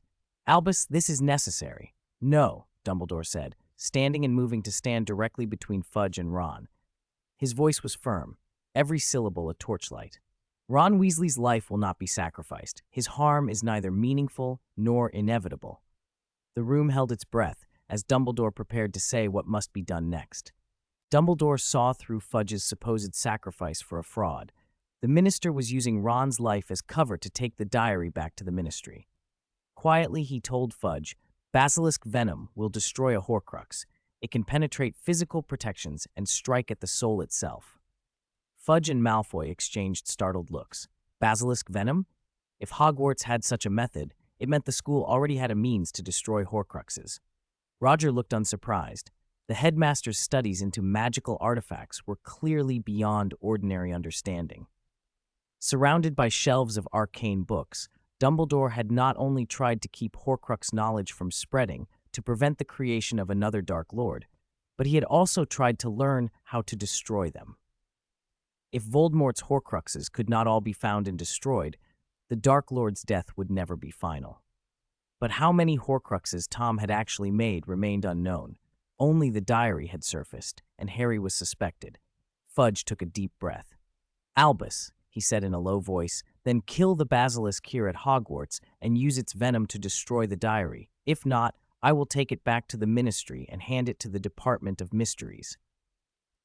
"The Chamber of Secrets will take time to find," Dumbledore replied tactfully. "Madame Pomfrey can treat Ron first. As long as he does not touch the diary again, he will recover." Dumbledore refused to allow the diary to leave Hogwarts. If Fudge could remove it, he could hide the threat, and the nation would never be forced to face the fact that Voldemort's shadow had returned. How long the school would need to locate the chamber was not a matter for Dumbledore alone. It depended on when Fudge would be willing to admit the danger. Roger and Malfoy both saw the maneuvering, the greatest wizard and the Minister for Magic playing opposing sides. Poor Ron had become a pawn, but at least Dumbledore had pledged he would not die. If Fudge took the diary, Ron's fate would likely be sealed. Malfoy began to calculate who would benefit. If Dumbledore's plan went forward, the wizarding world would be unsettled, and former Death Eaters like him might be ostracized. If Fudge succeeded, the diary could be destroyed quietly, Voldemort could be dismissed as dead, and life could return to stability. "Dumbledore," Malfoy said, "for the stability of the wizarding world, I support Minister Fudge. Hand the diary over to the Department of Mysteries." "Malfoy, that's self-deception," Dumbledore answered. "Where there is one Horcrux, there will be more." The storm has not passed. The darkness is stirring. The Ministry recently tightened Muggle protection laws and began investigating dark arts objects. If we make the diary public, every witch and wizard will be on guard. Dumbledore's aim was to force the world to face the problem and begin preparations for war. Fudge sat back, remembering the fallen Aurors and the Order members. If war came, Dumbledore's order would again set the tone for resistance. The Ministry's prestige had suffered in the last conflict. The public celebrated the Order's heroes while forgetting many Aurors who had died. Fudge could not allow the Wizengamot, or the seat of authority, to drift to the headmaster's office. He had to curb Dumbledore and preserve the Ministry's control. The room tightened with tension. Fudge fixed his stare on the diary as if wondering when to seize it. "Fiendfire will work too," Roger muttered, as if letting something slip. "After all, it is soul fire." Dumbledore's eyes flicked to the shelves. The books on Horcruxes in the British magical libraries should not have been common knowledge, yet Roger's familiarity went far beyond an ordinary wizard's. Dumbledore remembered that Roger had been in contact with Voldemort last year, and that Snape had implied deals had been struck. Perhaps Voldemort had misled Roger, even taught him about Horcruxes, hoping to use him. "Fiendfire? Roger, are you certain?" Fudge turned to him. Dumbledore nodded slowly. "It can." "Excellent. I'll burn the diary with a Fiendfire curse now." Fudge pulled out his wand, eager to make the evidence disappear. If the diary was gone, no one would know Voldemort could return. "I object." Roger snatched the diary from the table. Fudge looked at him, incredulous. "Roger, you must understand what that book represents. Do you want to plunge the wizarding world into panic?" Fudge accused. "I'm not refusing destruction. I object to how and under what authority." Roger slammed the diary back down and fixed the minister with a hard look. "He is Tom Riddle, Lord Voldemort. Even if he died once, if love somehow halted him, that doesn't erase the crimes he has yet to answer for. He must face judgment." "Don't be naive," Fudge scoffed. "I am Cornelius Fudge, Minister for Magic. I decide. My authority represents the wizarding world. Surely that's enough?" "Not enough," Roger said. "Not by itself." Fudge's scowl deepened at being challenged by a student. Dumbledore intervened before the minister could flare. "Cornelius, Roger has a point, the headmaster said calmly. Countless families lost someone to you-know-who. St. Mungo still holds victims. Shouldn't the ministry give them an explanation? Fudge waved a hand. Those were crimes of the later you-know-who. What do they have to do with Tom Riddle, a 16-year-old? Legally, you can't try someone for crimes not yet committed. You were one of the leaders of the former Death Eaters. Fudge turned to Malfoy, fishing for support. I support the ministry's position. Destroy the dark artifact, Malfoy replied flatly. Roger's contempt hardened. Those who refuse a trial are guarding Voldemort's followers. Those who object to judgment are, by action or silence, his allies. This is an opportunity to expose them. He did not care about debates over past versus future crimes. He believed a returned threat must answer for the violence it had caused and might yet cause. Minister, the Wizengamot's trial was thorough, beyond doubt. But has the wizarding world already surrendered to Voldemort in the 10 years since? Or have his followers grown so numerous they escape judgment? He added, the jab clear. If he crawls out of history again, we have the right to judge him now. Dumbledore, as a former member of the Wizengamot, knew the law. Under current statutes, it would be difficult to put Riddle on trial, but Roger's argument reframed the issue. Because Riddle's crimes had not been legally adjudicated, and because he was manifesting anew, the wizarding world had the responsibility to judge him. Each Horcrux required murder to create. Every return demanded judgment until he was permanently extinguished. Malfoy sighed. Even so, his known crimes at Hogwarts, opening the Chamber of Secrets, unleashing a basilisk, perhaps killing Myrtle, could be treated as dark artifacts. Destruction is simpler. Even if he's admitted as a Horcrux, Fudge agreed, he's 16, legally ineligible for trial. Why 16? Roger asked. Fudge's smile was smug. The British wizarding world abolished the death penalty and enacted protections for underage witches and wizards. Remember Hagrid? The laws were used to impede enforcement then. You, Albus, were Transfiguration teacher and a member of the Wizengamot. When the ministry moved against Hagrid, those laws and the actions of Hogwarts staff prevented a harsher punishment. He didn't need to spell out who had invoked legal protections to thwart the ministry. Everyone present understood the implication. Fudge drank his tea with the air of one who had cornered an opponent. If Dumbledore had once used the law to defend Hagrid, how could he now stop Fudge from taking the diary? The prospect pleased Fudge. My boy, I hate you-know-who as much as you do, Fudge continued, playing to the emotions. But the law doesn't allow a public trial. We can treat this as a dangerous dark artifact and burn it here with fiend fire. Ron will recover, and the world will be rid of a hidden danger. He turned to Malfoy. The school governors will understand and lift the suspension. Roger snorted. What had Ron's recovery to do with the debate? If Dumbledore had not saved him, Ron might be permanently harmed. Dumbledore leaned forward. There was a grave mistake at the time. If the ministry's decree had been enforced blindly then, it would have been irreversible. The abolition of the death penalty was meant, in part, to give us the chance to correct miscarriages of justice. Tom Riddle was the real killer of Myrtle. Hagrid was wronged, Dumbledore said quietly, and Fudge's face darkened. The ministry should have investigated properly instead of rushing to blame Hagrid. You blame Hogwarts, not the ministry, Fudge shot back. The student who reported Hagrid came from Hogwarts. The then headmaster's testimony led us to act. We acted on the evidence you provided. If you misled us, how can you now accuse the ministry? Fudge's voice rose as he paced. He would not admit the ministry had erred again. Compensating Roger had been costly enough. We responded fairly and objectively. We dispatched Aurors immediately with the cooperation of Hogwarts. Your pupil Riddle himself admitted keeping a forbidden creature. We gave Hagrid every chance to defend himself. Where was the ministry wrong?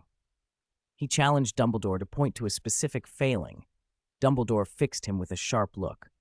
Why not use Veritaserum? The boy maintained he hadn't harmed Myrtle. 3 drops would have revealed the truth. The question put Fudge on the back foot. He admitted some bias against half-giants at the time, but insisted the ministry could not bypass legal constraints now. We cannot use extraordinary means to try a diary, he said. Fudge narrowed his eyes. What happened 50 years ago is past. We can correct Hagrid's record, but a public trial of Riddle? Impossible. No one will be at ease if the diary leaves this room, Dumbledore countered. Destroy it here with fiend fire, Fudge urged.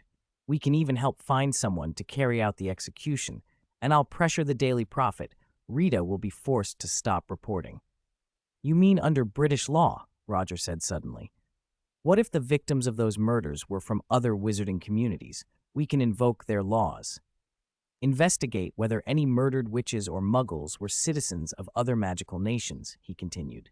If so, their legal systems are implicated. I object, Fudge snapped.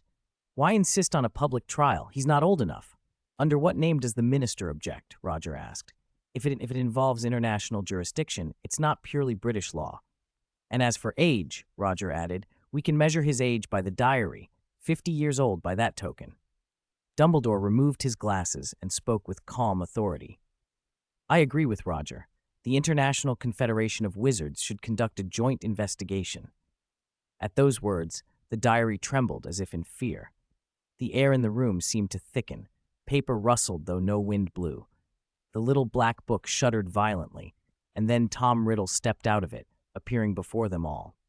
Riddle's form was even more ethereal than when he first appeared. It looked as if he had spent a great deal of power in his clash with Rogge. Dumbledore, by what right do you judge me? He sneered. Malfoy and Fudge jumped, fear flashing across their faces. They drew their wands and trained them on the insubstantial figure. Malfoy's heart hammered. This was his master, the great Dark Lord, Lord Voldemort. Still, in Dumbledore's office, he had to look as if he opposed him. Rogge's reminder. Don't worry, he only has the memories of a 16-year-old. He's not that terrifying Dark Lord, allowed both men to breathe a little easier. Your so-called evidence is baseless. It's fabrication and slander. No one, no proof, can show that I did it. Riddle finished, then angled his voice flatteringly toward Rogge. Rogge, we're all Slytherin. Are you really going to treat a fellow housemate this way? Mr. Fudge is right. How can you sentence a child? Riddle hissed. You'd be killing a 16-year-old. Do you want to do that? Then what's the difference between you and me? I heard you formed a magic club, and I, the Knights of Walpurgis, he went on slyly. We're so much alike. You understand me, don't you? Fudge stiffened. Malfoy looked thoughtful but wary. Rogge merely rolled his eyes and let Riddle play his tricks. No one moved to help the diary, and no one suggested leniency. Fudge and Malfoy wanted it destroyed on the spot. Rogge wanted it sent to trial. Dumbledore intended to make an example of it for the magical world. Riddle stood against them all. His chances of pardon were nil. What evidence do you have? Who can prove I killed Myrtle? Riddle's voice went frantic. He had at last seen the glimmer of revival, and now these four wanted to destroy him. He glared at Rogge, furious that everything had been ruined by this one man. If he'd remained a simple diary, no one would have known he was a Horcrux. Albus, he's dangerous. I suggest destroying it now, Fudge said through clenched teeth. Beads of sweat stood on his brow. He feared the shadow before him would become whole again, and even more feared the political fallout. His position as minister depended on preventing catastrophe. He glanced at Malfoy, as if begging for support, but Malfoy pretended not to notice, keeping his wand pointed. Malfoy was terrified, too. If his master ever returned, what he did today would put him in peril, yet this riddle showed only the memories of a boy. If the actual Dark Lord had appeared, Malfoy would not have dared to raise his wand. Dumbledore watched the agitated Riddle with a trace of pity. If he had cared more for this child, might he have been saved from going astray? Tom had been a gifted young wizard, Slytherin prefect, head of the student council, who had slipped into ruin. The sorrow and regret in Dumbledore's face were plain. This Tom here, this fragment, was the origin of a terrible decline. He took a slow breath. Tom, you must face what you have done. No, I disagree. Riddle floated closer, indignant. I haven't committed any crime. By what right do you decide my fate? Riddle, you're being foolish, Rogge cut in coldly. It's not us judging you, but those you harmed, demanding justice. You must answer to the law and to the magical community. Your crimes must be paid for. Crimes, Riddle shrieked. Those filthy mudbloods don't deserve magic. What crime have I committed? I'm protecting pure blood. His voice dropped, venomous and fanatical. If bloodlines aren't defended, in a few years, wizards won't be wizards. More and more Muggleborns are flooding into our world. Their blood pollutes ancient lines. They've turned the pure magical world into something foul. Do you understand animals? He whispered like a demon. You don't. You know Hagrid, don't you? The monstrous offspring from giants and wizards breeding. If mongrels like him reproduce, pure wizard blood will vanish within a few generations. Do you want a world like that? Big, stupid folk, accompanied by strange beasts, slow, dull, unable to inherit wizarding knowledge and history? How could such creatures guard our legacy? Riddle laughed wildly, finding no one to respond. Dumbledore's heart ached. This brilliant student had been consumed by a twisted ideology of blood. Equality. There's no such thing, Riddle ranted. By what right do they demand equality? Our ancestors built this world. Dumbledore, look at the books behind you, the artifacts on your shelves, the sorting hat, the phoenix. These were passed down by our forebears. I am not attacking Muggleborns. I am protecting the magical world. Slytherin's aim was not wrong. If Muggleborns pollute our world, more squibs will appear and wizards will vanish. He stared at Dumbledore, eyes flashing. You are the sinner of the magical world, he spat. A traitor to pure blood. Your indulgence will bring irreparable ruin. Silence, Riddle. Dumbledore cut him off. I will not tolerate racist hate speech in my office. Pure blood ideology is a cancer that would end our world. Dumbledore's voice flared. A wizard's worth isn't decided by blood but by talent and ambition. Pure blood, half-blood, Muggleborn, anyone can be an outstanding wizard. It is openness and inclusion that have made our world thrive. He shook his head. And forbidding intermarriage is absurd. Biological borders should never be barriers to love. If two consenting people choose each other, who are we to judge? Fudge chimed in, stern. These views are divorced from reality. We will not allow such discrimination to take root. Rogge and Malfoy exchanged glances. The pureblood families they represented didn't fully align with Dumbledore's defense. Malfoy disagreed strongly. While Riddle's rhetoric was extreme, the basic idea of protecting bloodlines resonated with him. Rogge agreed with parts of Dumbledore's position, but saw no true equality in wizarding society. Otherwise, Dumbledore would not be sitting where he was, and house elves would not be in servitude. Rogge also shared Riddle's suspicion of interbreeding with other species, believing it could end the wizard race. Still, he kept his objections mostly to himself. Openly opposing Dumbledore would be unwise. Riddle's shape thinned. He seemed to sense his end and hurled one last spiteful taunt. If you preach equality, Dumbledore, why not interbreed with giants, werewolves, goblins, centaurs? Let the Dumbledore name survive through them. Perhaps you'll get phoenix children. A flash of anger crossed Dumbledore's face. Tom, I will not tolerate racism and hate. Return to your diary. Riddle's form writhed, a smear of black mist. His desperate laughter was almost mad. You old hypocrite, he shrieked. You call for equality, but you won't mix. You're vanity, not true equality. The diary convulsed as a powerful suction tugged Riddle back inside. Dumbledore! Dumbledore! He howled from within the book, furious and helpless. Pure blood will never disappear. Never. Dumbledore raised his wand and bound the diary with enchanted chains. It thrashed on the desk until the spell held it still. Do not be taken in by his words, Dumbledore warned. Wizards and muggles are equal in worth. Fudge sighed in relief. Albus, thank goodness it's only a Horcrux. Those ideas could have plunged our world into chaos. Malfoy agreed outwardly. We must stand for inclusion and equality and not let such prejudice spread. Fudge and Malfoy were eager to distance themselves from Riddle's diary. However, Albus, before the trial, the diary. Fudge's voice trailed. He was worried Death Eaters might try to steal it.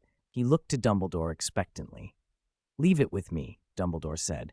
I will notify everyone and arrange for a formal trial. Excellent. I'll have someone tell Miss Rita. No more damaging reports about Hogwarts until the trial, Fudge said. Also, I suggest you dispose of the basilisk quickly to avoid further incidents. Hagrid's rights will be reinstated by the Ministry as soon as possible, Fudge added as Dumbledore nodded. He didn't press the issue of compensation and allowed himself to relax a little. Malfoy, clutching a school board scroll, conceded. I didn't expect the basilisk to be behind so much. Suspending the school board's decision was hasty. On behalf of the board, I apologize, Dumbledore. Malfoy said, unwilling but obliged. As he rose to leave, he couldn't help adding, The board still thinks Hogwarts should be more cautious in choosing staff. Wizards like Lockhart tarnish the school's reputation. I'm heading back. Class is tomorrow, Rogge murmured, preparing to slip away. Rogge, stay a moment, Dumbledore said, his blue eyes resting on him. Rogge paused and sat again. What did you think of Tom's words? Tom's about wizards and muggles, Rogge asked, a little unsettled. Dumbledore wanted to gauge his true feelings. Including other creatures, Dumbledore pressed. Tom's views are extreme and wrong, Rogge said carefully. It's all sophistry to feed his ambition. He sees himself as a dark lord, with others as servants. His so-called pure-blood rule would just be his domination. And wizards' obligations toward muggles? Dumbledore asked. Rogge shrugged. I don't see an essential difference between them, merely whether magic manifests. The earliest wizards came from muggles. We don't have an inherent right to harm them, nor necessarily an obligation to protect them. Dumbledore cocked his head. Why not? Without us, they could be vulnerable to dark creatures. Like vampires? Dumbledore prompted. Yes, Rogge replied. But muggles developed their own technological path long ago. They adapt, boiling water, projectiles, all that. Dark creatures might be a problem for a time, but ultimately, as carbon-based life, they face extinction like other threats. We are simply ordinary wizards. I never saw muggles as fragile.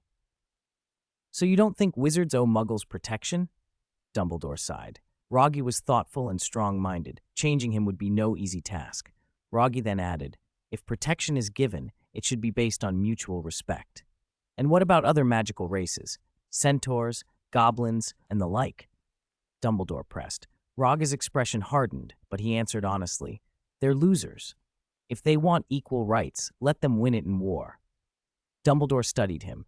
Pure-blood wizards often looked down on muggles. He had expected prejudice. He hadn't expected Rogge to take the stance of conqueror and conquered, a practical, if cold, hierarchy. So you think those races should serve because they lost past conflicts? I didn't say serve, Rogge replied carefully. But losers do owe service to victors and cannot demand complete equality. And personal choices in love? Rogge added, suppressing visible disgust at the thought of crossbreeding with other species. Personal affairs shouldn't influence the majority. The silent majority is the true public. Obsession with small fringe groups breeds deep hatred. Dumbledore reflected a moment, then nodded slowly. I see your view, but stable relations between peoples require understanding, not subjugation. And love is a personal choice. We should not punish people for that. Rogge nodded as if satisfied, murmuring to himself, yes, yes. Their positions were clearly different, and Dumbledore decided not to press him further. Perhaps with more life experience, Rogge would widen his view. All right, go and rest, Dumbledore said casually, then remembered something. Oh, when Ron wakes, please return his invisibility cloak. Rogge bristled inwardly. Not the Elder Wand, and now the cloak, too. What had all his effort been for? An invisibility cloak, isn't that important, is it? He began to feign ignorance, unaware of its true nature. That cloak doesn't belong to Ron, Dumbledore corrected, watching him. He had borrowed it from Harry. Rogge swallowed. Understood. It's woven from Demiguy's hair, isn't it? We can give it to him later. Dumbledore's face grew stern. Harry's cloak was more than ordinary, rumored to be older and stranger than other cloaks. That cloak was left to Harry by his father. Its significance is different. It should be returned to its rightful owner. With that, Dumbledore rose and with a quiet movement drew the gleaming sword of Gryffindor from the sorting hat sitting on his desk. Rogge stared at the sword, silently nursing a complaint. Old B, he might have muttered to himself, that's a bit much. It's only a cloak. There's no need for a sword. Thanks to the generous laughing boy A-man for the reward. Let me sort out the plot, and I'll keep working hard. Chapter 173, Who Borrows Something and Returns It? Dumbledore watched Rogge with a wary, almost cunning smile. This is the Sword of Gryffindor, he said. It was forged by goblins. It has a longer history than the invisibility cloak, and it contains very powerful magic, he continued slowly. This sword belonged to Godric Gryffindor, one of the founders. Rogge didn't wait for him to finish. He handed the invisibility cloak to Dumbledore without a second thought. In Rogge's mind, of the three Deathly Hallows, the Elder Wand, the Cloak, and the Resurrection Stone, the true divine weapon was the great sword in front of them.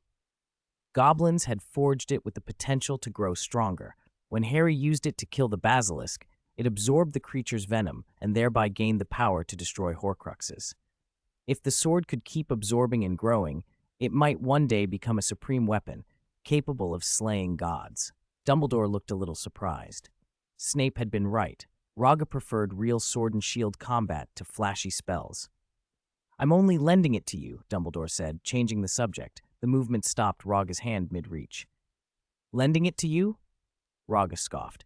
"Headmaster, you're too stingy." "This is a Gryffindor relic," Dumbledore said, placing the sorting hat on the desk between them. "It ultimately belongs to the school's heritage.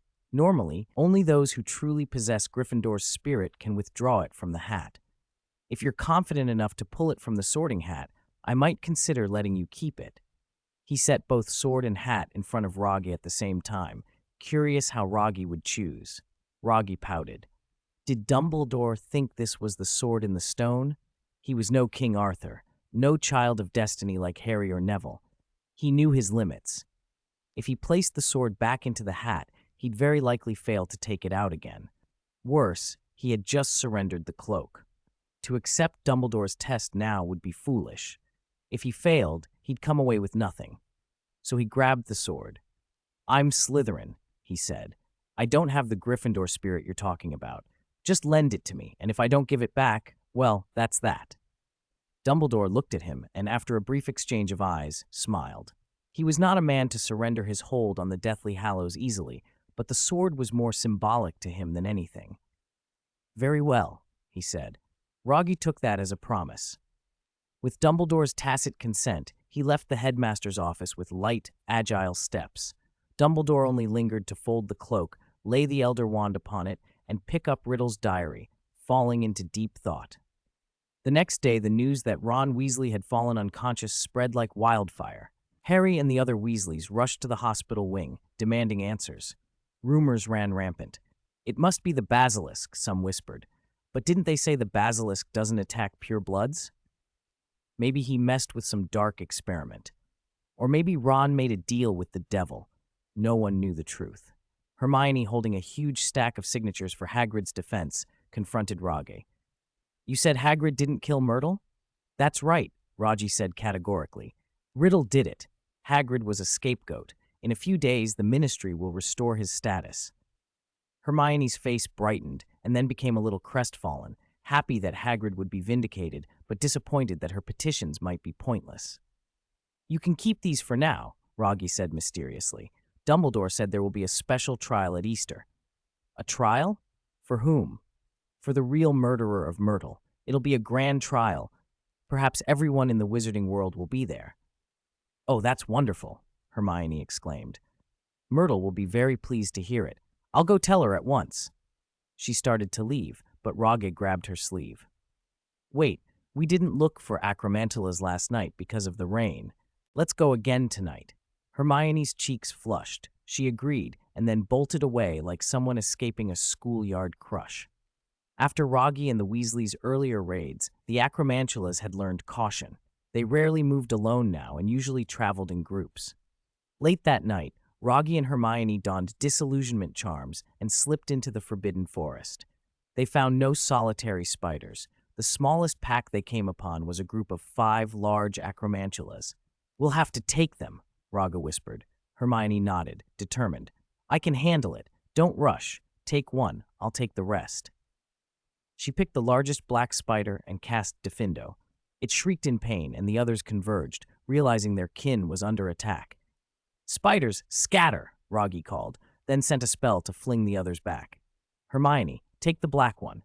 He drew the great sword and charged the counter-attacking spiders, keeping an eye on Hermione in case she needed help. The big black acromantula lashed out, trying to crush her with its powerful legs, but in doing so it exposed the soft underside of its abdomen. "Petrificus totalis!" Hermione cried. The control spell hit true. The big spider was bound. Rogge's sword flashed, slicing off its legs, and he killed it with a single, clean strike. Another acromantula hissed in anger and lashed out with its spinnerets. A blinding white spray sprayed from its spinnerets and quickly formed a giant web, blocking Rogge's escape. Rogge didn't flinch. He charged, the sword cutting through the sticky mesh like a hot knife through butter. The blade tore a large hole. The spiders watched in stunned shock. Before they could react, Rogge leapt and struck at one of the spider's legs. He raised his wand with the other hand and shouted, "Arresto momentum!" A strange force gripped the spider. The ground seemed to pull it downward. It slammed onto the earth with a sickening crack as its legs snapped. Mud closed over it. Its vision blurred. Of its 8 eyes, only 4 could see dimly. A silver flash crossed its sight, and then, with no time to feel pain, the spider's head was severed. It saw, in its last moments, Rogge's sword plunge into its body before everything went black. Hermione finished the fight cleanly. The black acromantula lay dead at her feet, and she wiped sweat from her brow and threw Rogge a triumphant grin. "Next time I can come alone," she said, kicking the fallen spider's clausura. A rustling answered her kick, and suddenly every direction in the forest flashed with black, gleaming eyes. Spiders poured from the trees and undergrowth, filling the clearing. Their huge bodies and long legs cast chilling shadows through the moonlight. A chorus of hisses and chittering rose around them. Hermione and Rogge drew close and watched warily. A truly enormous spider emerged from the shadows, over 10 meters across, its many eyes clouded and milky. "Aragog?" Rogge asked. "It is I. Why do you kill my children?" Aragog's voice rumbled low. Though blind, he had found them by sound. "Hagrid and I had a deal. I would not harm you. In return, you would do nothing to us." Hermione straightened. "We're Hagrid's friends," she said. "Friends?" Aragog hissed, displeased. "Then why kill my children and take their poison glands?" He and the surrounding acromantulas closed in, forelegs lifted like scythes. Any order from their leader, and they would tear the 2 wizards apart. Hermione's heart pounded. She told herself to stay calm, silently reciting charms. Rogge gave a look and murmured, "We didn't do the glands. Also, you lot are interlopers. Do we need excuses to defend ourselves?" Aragog rasped a scornful sound. "You wizards are always arrogant. Even when you're about to be eaten, you remain presumptuous," he said. Then he lashed out. "Attack! Make these arrogant wizards our food." Rogge reacted instantly. 2 shimmering Protego shields sprang up around him and Hermione. The acromantula's talons, fangs, and sticky webs struck the shields and bounced off. Hermione held her breath, realizing she'd not been harmed. The golden barrier trembled but held, forming a white sphere that encased them. Aragog, massive and enraged, could only spray webs at the sphere and roar. The spiders dragged the protected pair through the forest toward Aragog's hollow. Under the rubbing of the sphere against roots and stones, Hermione grew anxious. Her raven badge began to vibrate against her robes. "Lumos," she whispered, and lit her wand to read the message flashing across the badge. Rogge had used it to send a note. "Acromantulas are intelligent, and they hear when you speak. Don't fight. Wait until you're taken to the nest to plan an escape." Relieved that Rogge was safe, Hermione typed back, "Okay." She was getting short of breath. "Try the bubblehead charm," Rogge instructed in the badge message. "It makes an air bubble." Hermione cast the charm, and a transparent, fishbowl-like bubble formed over her head. Inside was fresh air. She could breathe easily. She typed, "It works. I thought that was only for underwater." "We might as well be underwater," Rogge replied. "Hope you didn't eat garlic." Hermione scowled at him through invisible text. The bubblehead charm was useful, if not entirely pleasant. Exhaled air stayed inside, so poor breath would be a real problem. They kept up a running, relieved conversation as the spiders carried them toward the nest. Eventually, a hole was cut in the surrounding web, and the protective sphere vanished. Rogge used disillusionment to pull them free, and the spiders, fooled, didn't notice their prey slip away. They ventured deeper into the hollow, an underground cave. Moonlight filtered into the cavern and revealed a monstrous sight. Hung on a web was a mother spider far larger than Aragog, a bloated, ugly thing with a tiny head and a massive abdomen. Beneath it lay layer upon layer of eggs, and scattered around the edges of the cave were white bones. Newborn spiders crawled from the eggs and fell upon the corpses, greedily devouring them. Hermione shuddered. "This is terrifying," she breathed. "If she keeps breeding like this, the Forbidden Forest will become a killing ground." "We have to destroy it." Hermione grabbed Rogge's arm. "We should call the Ministry. We can't handle so many." "Don't worry. I've got a plan, Rogge said, a dangerous glint in his eye. Want to see a big bonfire? Bonfire? Rogge pulled his wand and cast Incendio into the cave. The flames that sprang from the tip of his wand were an intense blue-white and under Defindo broke into bloom-like shapes. When these flaming flowers landed, the cave became a furnace. Spider silk was perfect kindling. The bones became fuel. The mother spider, Mosag, screamed as flames licked the web beneath her. The inferno consumed egg sacs and webs. Mosag's bulk prevented her from climbing clear, and she fell into the pit of fire, crushing eggs beneath her. Her screams summoned the entire colony. Aragog and dozens of acromantulas poured toward the cave to save her, but the blaze was too fierce. Spiders that charged forward were caught in the flames. Their fur ignited, and they howled as they tumbled into the fire. The smell of roasted spider mixed with something foul as the cave burned. Aragog managed only to snatch his wife's scorched head and then lost everything else. Find them! Find them! Aragog bellowed, maddened by grief and rage. He sent acromantulas in every direction after Rogge and Hermione, thirsting for revenge.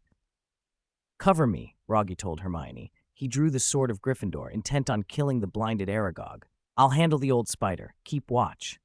It's too dangerous, Hermione protested. One blow and you could be badly hurt. If I don't stop him, the school is in danger, Rogge said. He placed a shield charm on Hermione's shoulders. Trust me, we can do this.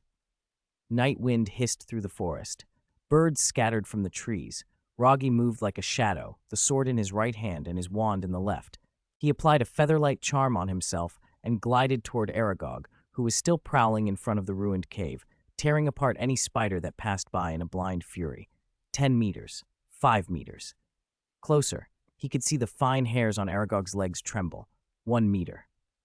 Rogge gathered himself and lunged, sword thrusting for the spider's head. Rogue had never been formally trained in swordsmanship, but his body was exceptional. His lightning-fast draws sliced the air with a sharp whistle. Coupled with the sword of Gryffindor's keen edge, Aragog had no chance to dodge.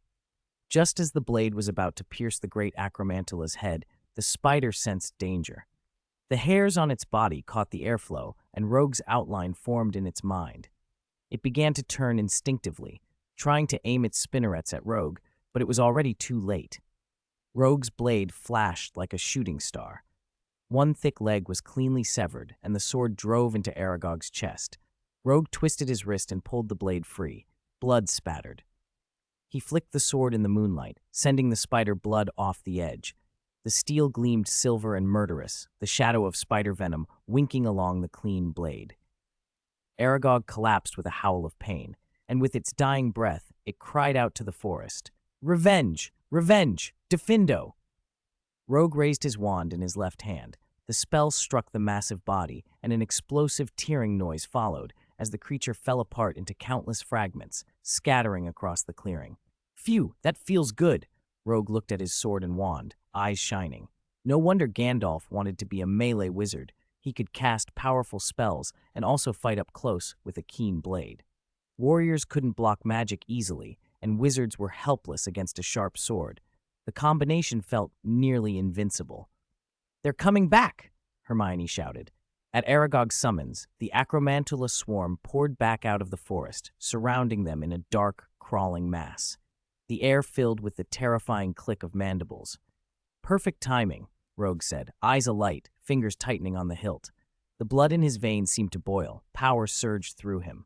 Protect yourself, he told Hermione, then charged into the spider swarm, sword raised, and began to slaughter.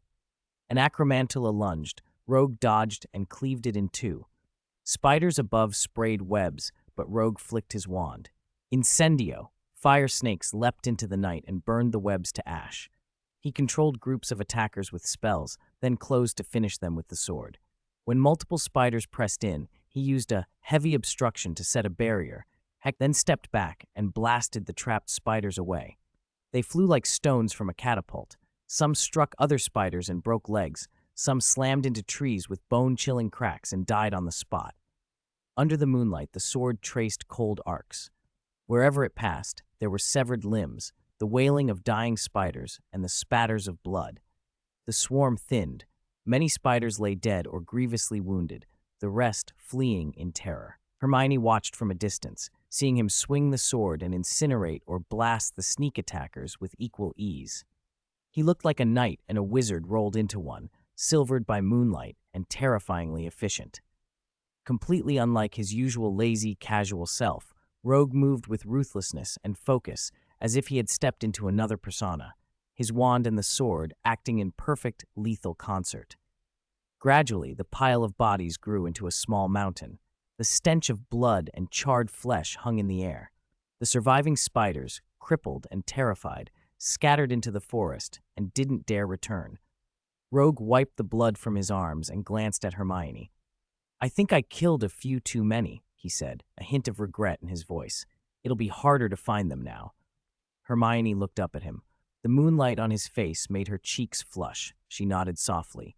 The Forbidden Forest was vast and complex. Aragog and Mosag had multiplied unchecked, and with the colony's destruction, the remaining spiders would likely disperse rather than regroup. Searching them out later would be difficult. "Let's head back," Rogue said, rubbing sore arms. Melee magic was exciting, he thought, but exhausting. He'd need more potions to boost his physique, and some real sword training. Pure brute force burned far too much energy and, frankly, wasn't elegant. Destroying the Acromantulas had been part of his plan all along. Those beasts hunted in the forest every night and were hostile to wizards. More worrying, Aragog had been breeding, Mosag had been allowed to reproduce, and a single pair had become hundreds upon hundreds in under 50 years. Apart from the centaurs, nothing in the forest could stand up to them. With their intelligence and ability to coordinate, they'd have eaten through the forest sooner or later. Aragog could even command other spiders and pick up intelligence through them. His influence reached the castle.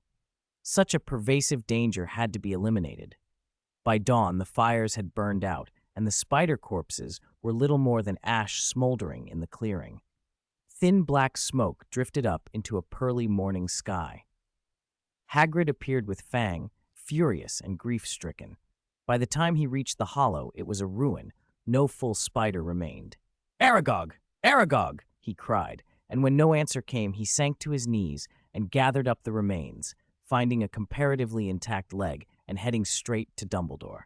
Rogue and Hermione parted in the Great Hall, and Rogue made his way back to the Slytherin common room, stiff and tired. Malfoy lounged on the sofa with Goyle and Crabbe. Pansy stood by the door and turned away when she saw him. Malfoy waved casually and went on. "Seems the Weasley bloodline isn't so pure after all. Otherwise, they wouldn't have been attacked by a basilisk. If he'd fainted away properly, we wouldn't have to hear that Weasley voice around Potter anymore." "Rogue, do you know? The Daily Prophet has stopped criticizing the school. My father says the person who opened the chamber has already been found," Malfoy went on, a sour edge to his voice. "Do you know who it was?" Goyle and Crabbe glanced at Rogue anxiously. Crabbe looked ready to jump. Goyle held him back, and Crabbe's face flushed. Rogue smiled. "I can't tell you yet. I've been up all night, exhausted. I'll tell you later." Goyle sagged with relief and watched Rogue walk through the nearby corridor. "All right, but he'll probably be expelled," Malfoy said to his cronies. "My father told me not to interfere. He said it's all been handled. Ron's state was his own fault. If it weren't for the headmaster, he'd be dead," he added offhandedly. Goyle clenched his fist at that. Crabbe quickly pulled him back and hissed, "Calm down!" "Harry?" Malfoy sniffed, appraising Goyle. "He's got a stomachache, Crabbe offered, voice rough, and Malfoy's attention drifted away. Rogue collapsed onto his bed in his dormitory. Nagini slithered up and rubbed against his face. He frowned. Goyle and Crabbe had been acting strange. Could that have been Potter? But Hermione and Ron were accounted for. Hermione returning to Gryffindor and Ron in the hospital wing. Who had brewed the polyjuice? Who had impersonated whom?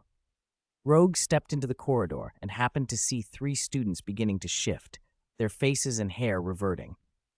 Crabbe and Goyle were changing back, and Pansy's hair was lengthening.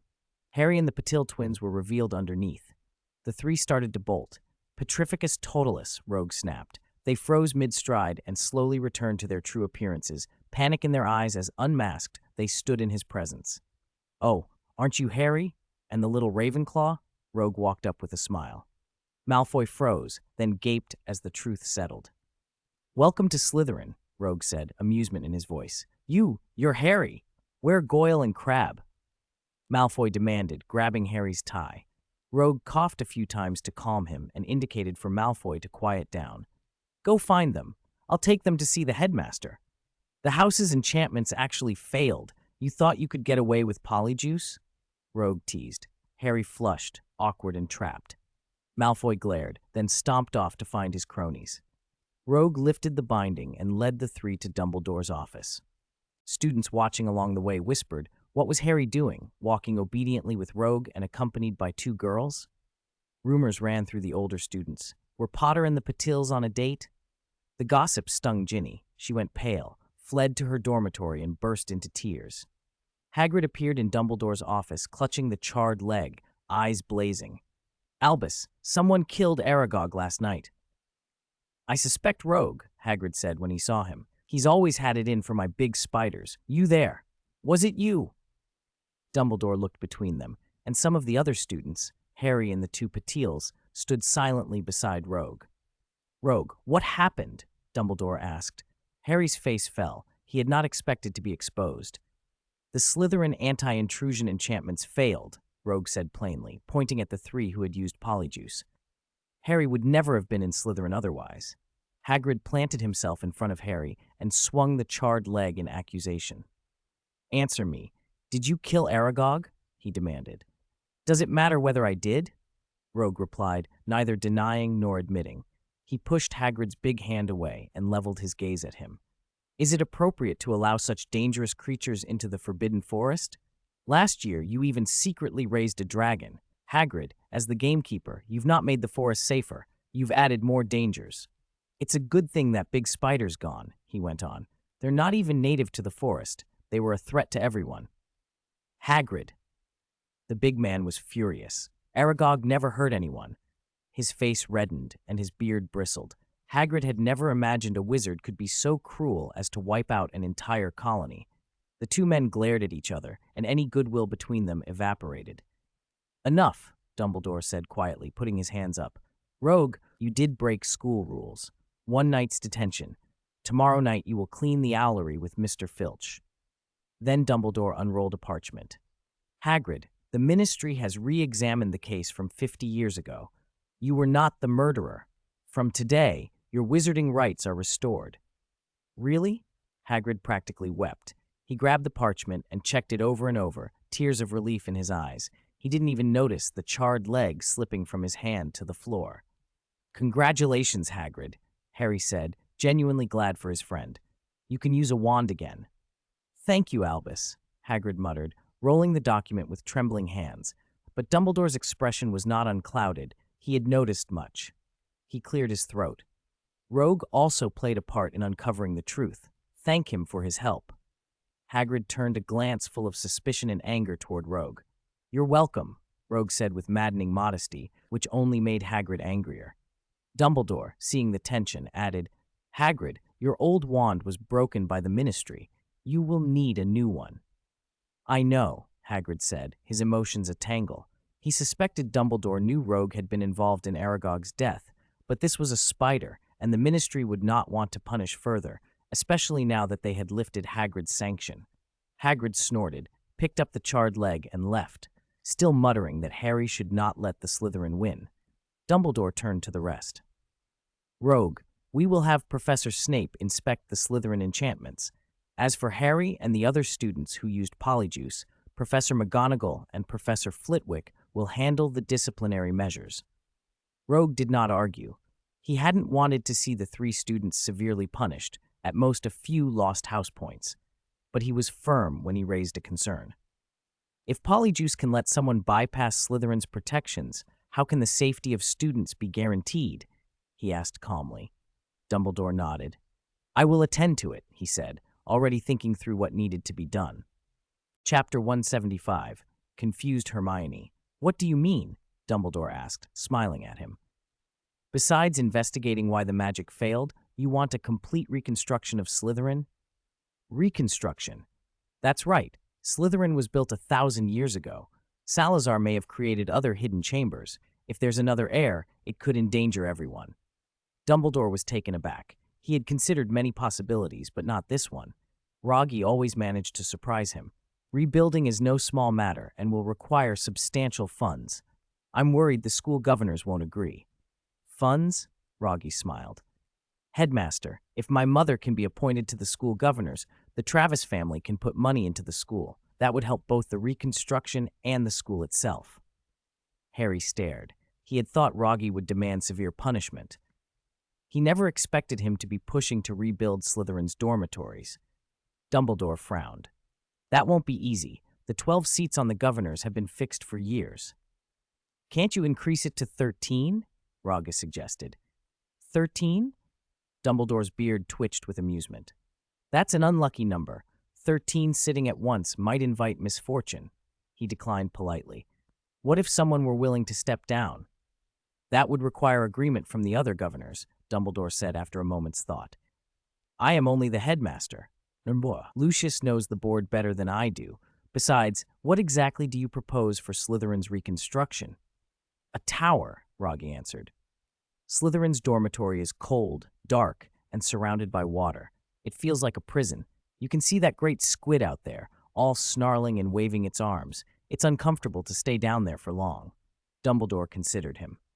The environment of a house should reflect its founder's characteristics and values. Ravenclaw, for example, are like eagles. They live high in a tower. Hufflepuff are modest badgers, so their common room is more earthy. You're biased, Rogge protested, pointing at Harry. Gryffindor are lions. You don't see them pitching tents on the open plain. Why must Slytherin live underground away from daylight? Dumbledore laughed, his beard trembling. Rogge wasn't entirely wrong. The house's placements had been the founder's decision more than anything else. All right, if the governors agree and provide the funding, I can approve a reconstruction plan. Deal, Rogge said confidently. He had every intention of getting a more comfortable living space, whether or not Harry reported Lucius. When Rogge left, Dumbledore turned to Harry. During Easter, the International Confederation will hold an important trial. A trial? Harry looked up, surprised that the headmaster hadn't punished him. Is this about Ron? About his coma? It is important for you, for Ron, and for the whole magical community, Dumbledore said. When Harry asked nervously whether it was related to Ron's coma, Dumbledore nodded. You sneaked into Slytherin to investigate Ron's condition? Harry hummed, then admitted. I'm sorry, Professor. I didn't think the expulsion enchantment would be left disabled. I assumed it was the polyjuice potions effect. That wasn't the cause, Dumbledore explained. Neither Snape nor Rogge did anything like that. On Halloween, I led other staff into the chamber to search for whatever lay hidden. That temporarily disabled the protection that would have expelled intruders from Slytherin. Later, nobody remembered to restore it. Dumbledore's eyes twinkled as he tried to ease Harry. Don't beat yourself up. I broke school rules at your age, too. Really? Harry and the Patil sisters asked in surprise. Of course. Because of me, the dean once docked Gryffindor many points. What happened afterward? Harry asked. We redeemed ourselves. At the end of that year, we won the House Cup, Dumbledore said, smiling. We all learned from our mistakes. His own story encouraged Harry. Mistakes could become chances to grow. Even in dark moments, there could be courage and hope. Thank you, Professor, Harry said gratefully. Here. Dumbledore produced the invisibility cloak and handed it to Harry. Harry took it in astonishment. I thought it had been left in your dormitory. Ron used it the night he went into the Forbidden Forest.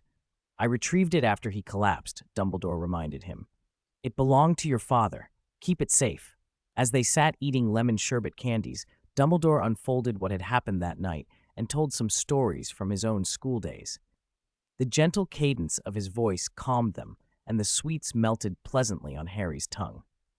Without Riddle's diary and the famous Lockhart to complicate things, Rogge was able to return to a quieter routine, cleaning the owlery, attending classes, and continuing his researches into the blood curse.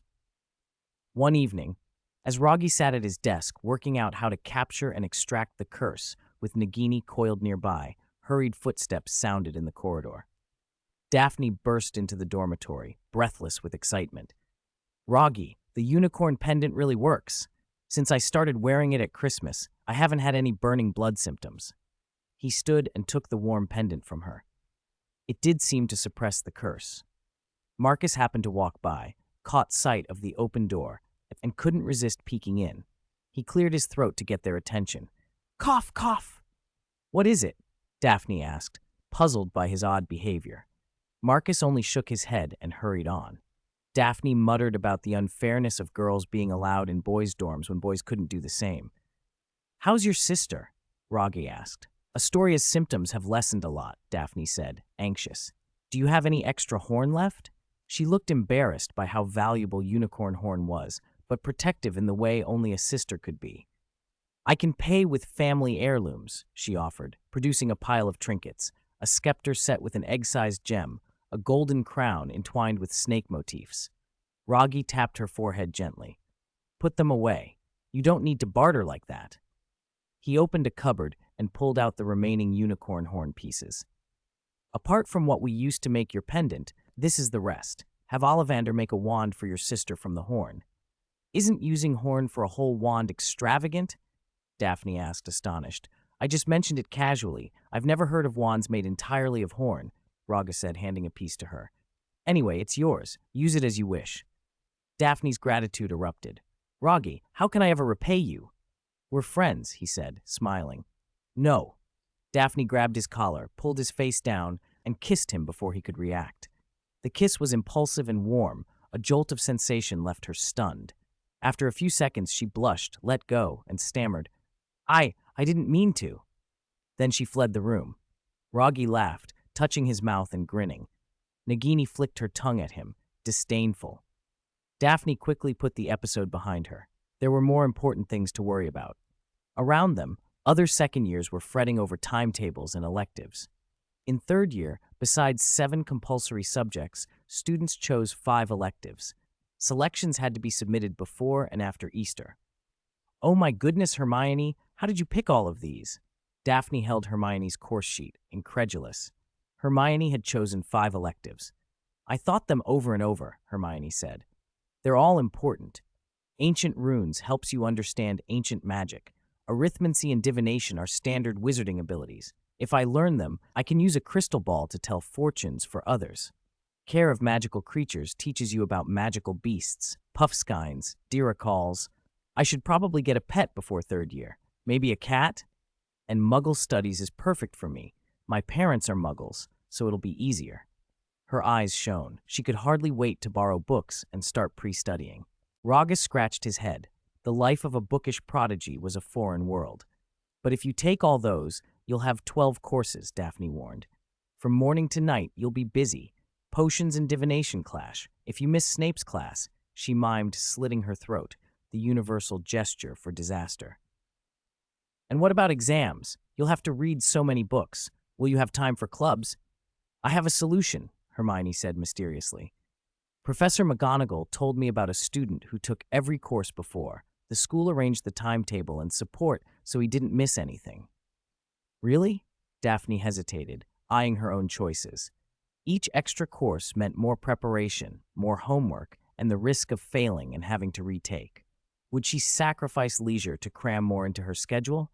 "Can you manage so many?" Daphne asked, worried. "I'm confident," Hermione said.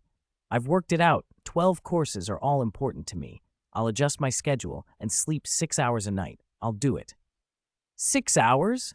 Daphne exclaimed, then pressed a hand to Hermione's forehead. Hermione was confused. She felt fine. "Let's compare," Daphne said, dragging Hermione to stand up. She put a hand over their heads. "If you don't rest enough, you'll stop growing. You're already shorter than me. If you only sleep 6 hours, you'll never get taller." Hermione paused. "We're wizards. There are potions that increase height." Daphne sighed. "Only someone as studious as you would take everything. If you really pass all 12, it would be incredible." Daphne beamed with admiration and resolved to try harder in the courses she chose. "What did you two pick?" Hermione asked. Daphne showed her sheet. "I haven't decided. I won't choose runes or arithmancy. They're too hard. Either you memorize too much or you have to do complex calculations. I'd mess it all up." "I only chose 2, Rogge said. "Only 2? Daphne and Hermione were stunned. They had expected him to pick 4 or more. Rogge displayed his choices: ancient runes and care of magical creatures. Professor Aurora told me I have no talent for divination. Talent? The Patel sisters blinked. Doesn't Professor Aurora teach astronomy? How can she judge divination? Astronomy is a kind of divination. Astrology, Rogge explained. Professor Aurora, as astronomy teacher, knows it well. In fact, the best astrologers are the centaurs. Centaurs? Hermione said. I saw them last year, but I heard third-year divination only teaches crystal ball and tea leaf methods. That still counts, Rogge nodded. True divination is foreseeing the future accurately. I've heard only those born with a seer's eye can do that. Professor Trelawney has such a gift. Hermione folded her lips. I've read about the seer's eye in books, but no one explains it. I thought divination was nonsense. The seer's eye is an innate gift some have, Rogge said, thinking for a second of Grindelwald and other legendary wizards who used prophecy to great effect. Daphne peered at Hermione's face. Do you have a third eye? She teased.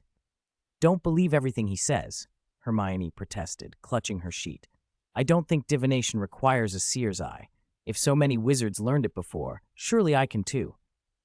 What about Muggle studies? Hermione asked. My father says you know the Muggle world well and can even sing Muggle songs. Oh, absolutely. I sing them very well. Rogge cleared his throat and sang a few lines. Daphne, who had never heard Muggle music, applauded, mesmerized. Rogge puffed up with pride. He wasn't boasting. Most wizarding children, even those born to Muggle families, left the Muggle world behind. How could they understand it as thoroughly as someone who had kept one foot in both worlds? As for ministry departments like the misuse of Muggle artifacts office, their ignorance was often comical. I'm not taking electives just for marks, Rogge added. I still have experiments to run. 2 electives meet the third-year requirements for me. Hermione looked at her list again. 7 compulsory classes plus 5 electives would mean 12 subjects from September, far more than most of her classmates, who typically chose 2 or 3 electives. She hesitated only for a moment. If you don't try, how will you know? Rogge said. He offered encouragement, and though his reasons were wry, they were sincere. Hermione looked determined. Whatever the cost, she was ready to try. Chapter 176, Easter Judgment Day. Roger's encouragement brought the determination back into Hermione's eyes. She nodded and resolved to go all out with her plan. If she worked hard, she was certain she could finish all 12 courses. Daphne squeezed Hermione's hand and sighed. Hermione, you're working yourself too hard. Third year will be even tougher. You'll be studying and reading every single day. You might not even have time to try on new clothes. It's not that different from now, Hermione said. Third year will be harder, sure. Oh, did you hear about the Easter trial? Lots of people got invitations. She turned to Daphne and Roger. They both nodded. All the pureblood families in the magical world have been invited to witness it. Who's being tried that so many people are alarmed? Hermione asked, her curiosity piqued.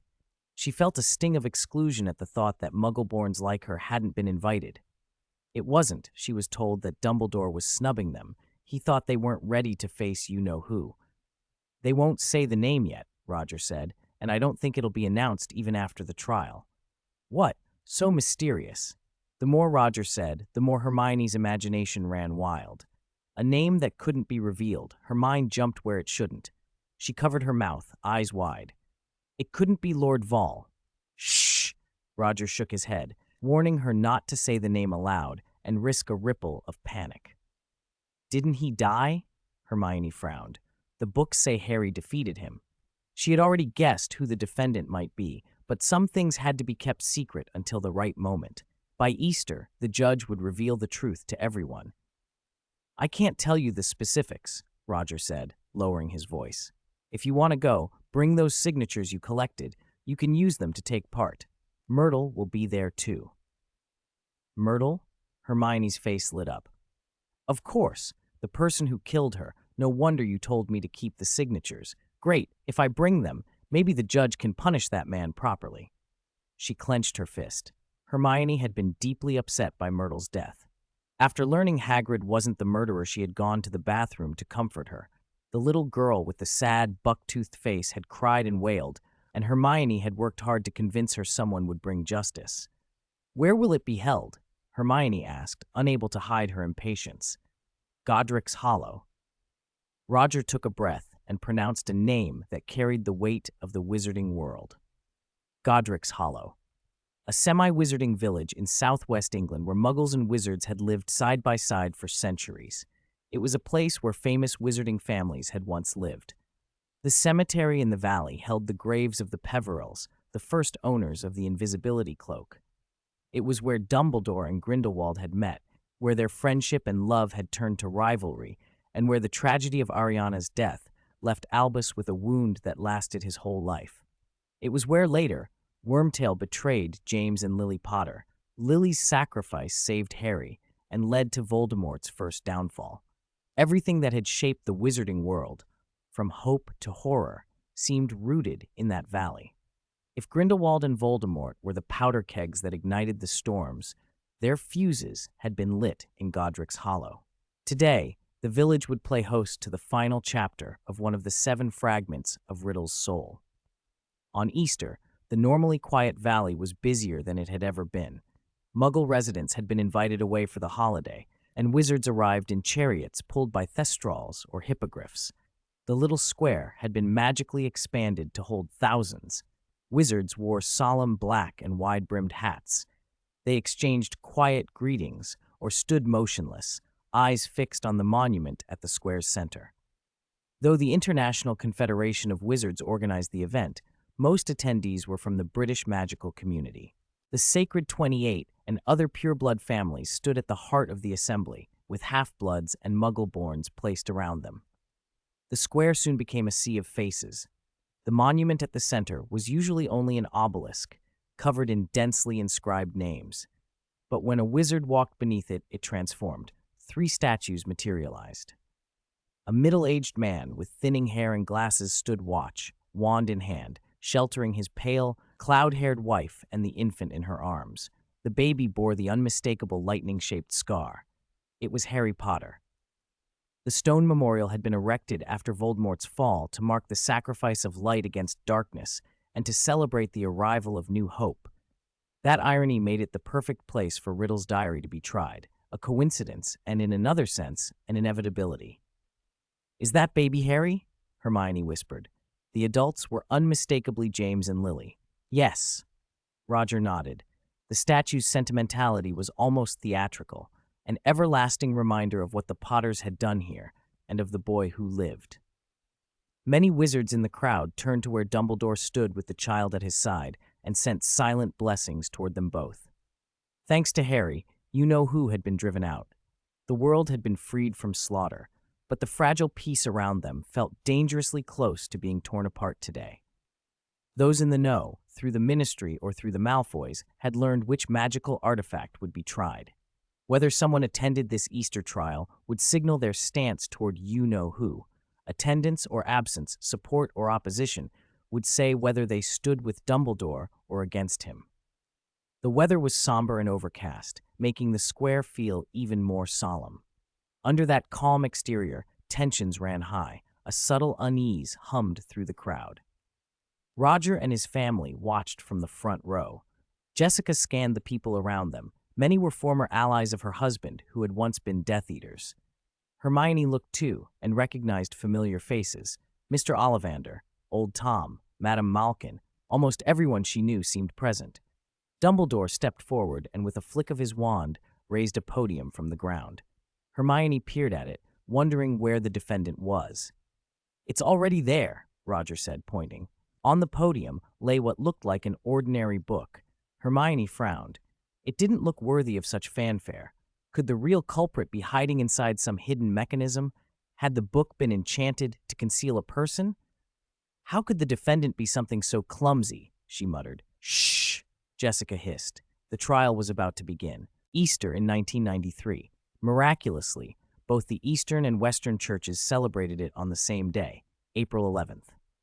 On this special day, the magical world's symbolic number 7 seemed to make its presence felt again.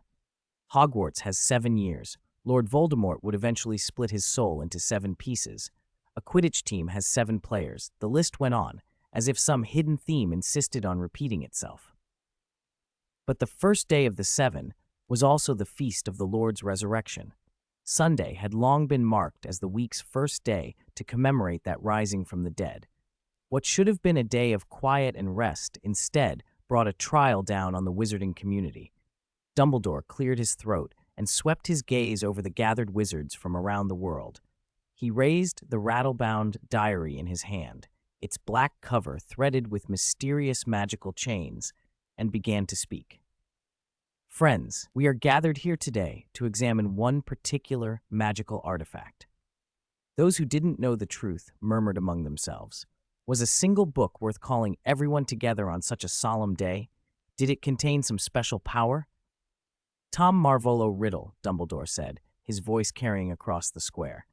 You and I both know the course of his life, how much darkness and corruption it contained. The moment he said the name, the crowd fell into a stunned hush. Everyone knew how terrifying that name was.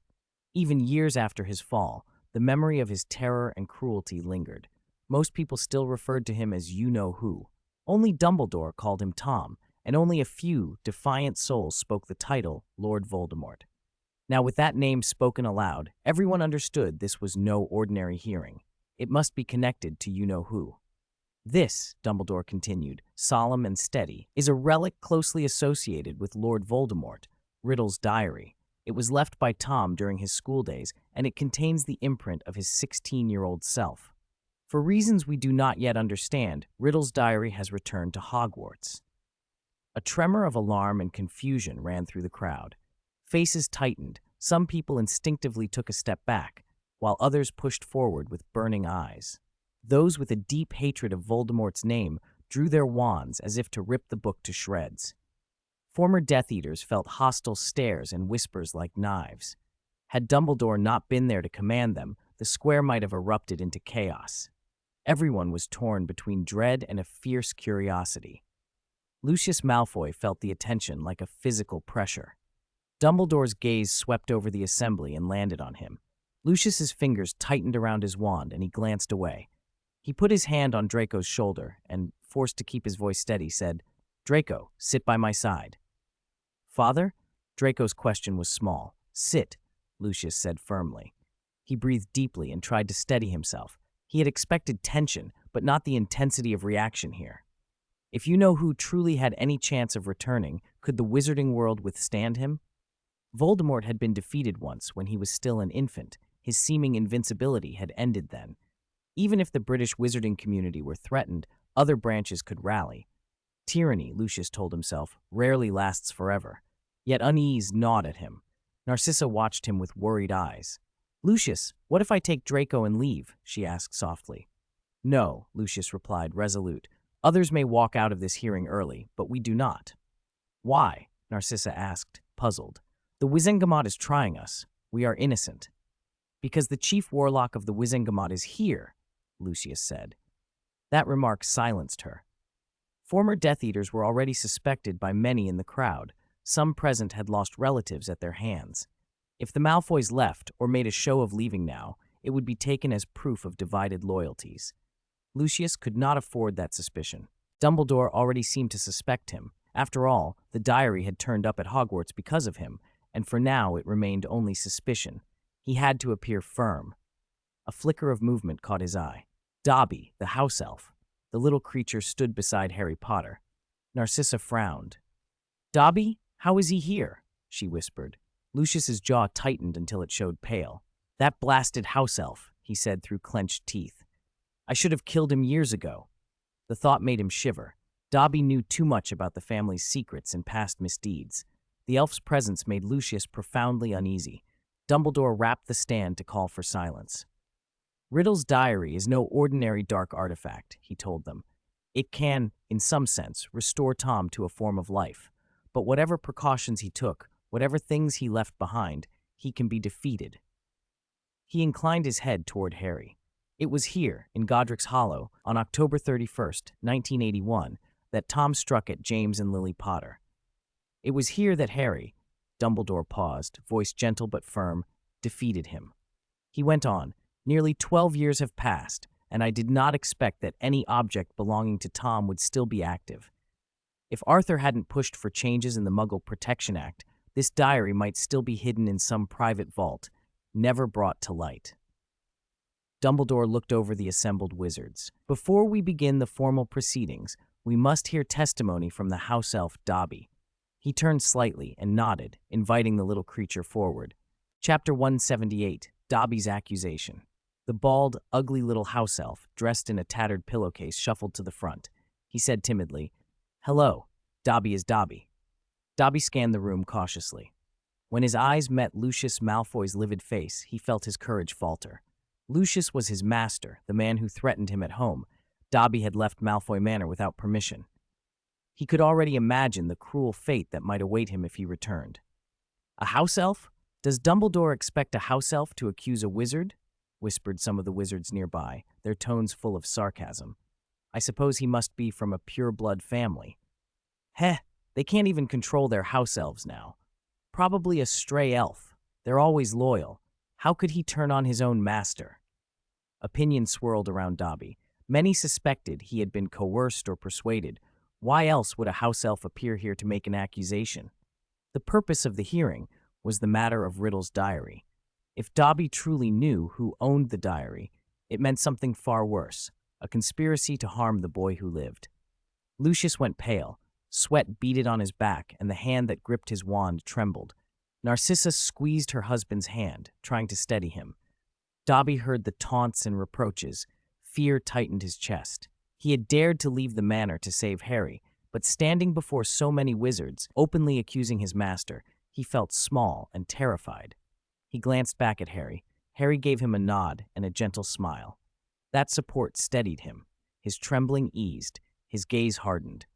Before Harry Potter defeated you-know-who, Dobby began, voice wavering at first and then growing firmer, people treated us like vermin. Now Dobby is still treated like vermin. Tears welled. He hid his face in his ragged garment and blew his nose. At the start of term, Dobby heard something terrible was going to happen at Hogwarts. Dobby knew history would repeat itself. Dobby couldn't let Harry Potter, Great Harry, my benefactor, fall into danger. Danger? Life-threatening danger? Murmured the crowd. If Dobby was right, the events at Hogwarts were not accidents but part of a plot to kill Harry. The accusation was grave, no less than an attempt on the life of the wizarding world's savior. Voices rose into a clamorous babble. Could a soul in the diary be released? You-know-who himself? It's possible.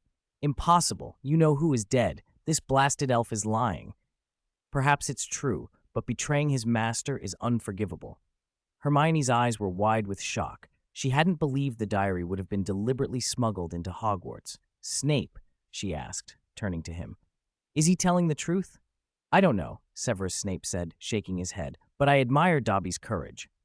Hermione nodded, stunned into agreement. A house elf accusing a wizard was unimaginable.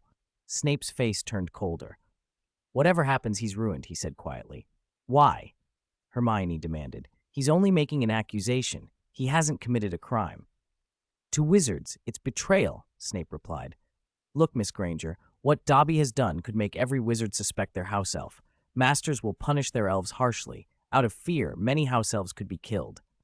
Hermione, a woman nearby, Jessica, murmured as she laid a hand on the shoulder of a pale, trembling boy, Draco. Jessica's eyes bore meaning as she glanced at her son. Snape rubbed his nose, uneasy. I don't believe it, Hermione said fiercely. I believe Dumbledore will protect him. Ahem! Everyone, please let Dobby finish, Dumbledore intervened, tapping the table. The room quieted. All eyes turned to the little elf. They wanted answers that might expose the conspiracy behind the diary. Dobby straightened as best he could and told his story. Last summer, Dobby came to Great Harry's house. Harry treated Dobby like a person and made Dobby sit down. But Dobby is a bad elf, he blurted, voice shaking. Dobby did many wrong things to try to stop Harry from returning to Hogwarts. He looked toward Harry with apology in his round eyes. Dobby took the letters Harry's friends sent, so Harry thought no one cared. Dobby hit a muggle on the head with a cake, making Harry be punished by the muggle. Dobby sealed platform 9 3/4, so Harry missed the train. Dobby made Harry take a flying car so muggles would see him. Dobby used a bludger to hurt Harry. The elf broke into tears. Dobby is bad, he wailed, banging his head on the lectern. Dobby! Dumbledore's voice was firm but kind. He tapped the table again, and Dobby stilled. Why did you try to stop Harry from going back to Hogwarts? What terrible thing did you fear? Dumbledore asked. Great Dumbledore, Dobby heard. The house elf stammered, glancing nervously at the crowd. When he caught sight of Lucius Malfoy's hard, intent expression, Dobby edged behind Harry. Heard what? Dumbledore encouraged. Speak loudly, Dobby. Don't be afraid. Harry's hand rested on the elf's back, steadying him. Strengthened by that touch, Dobby nodded and stepped out from behind Harry. This was his moment to stand. Dobby heard his master was going to use dark artifacts to harm Harry, he said at last, his voice breaking as he spoke the terrible truth. Tears poured from his eyes. His small body shivered. For a house elf to accuse and to betray his master was almost unthinkable. A rising murmur swept the room.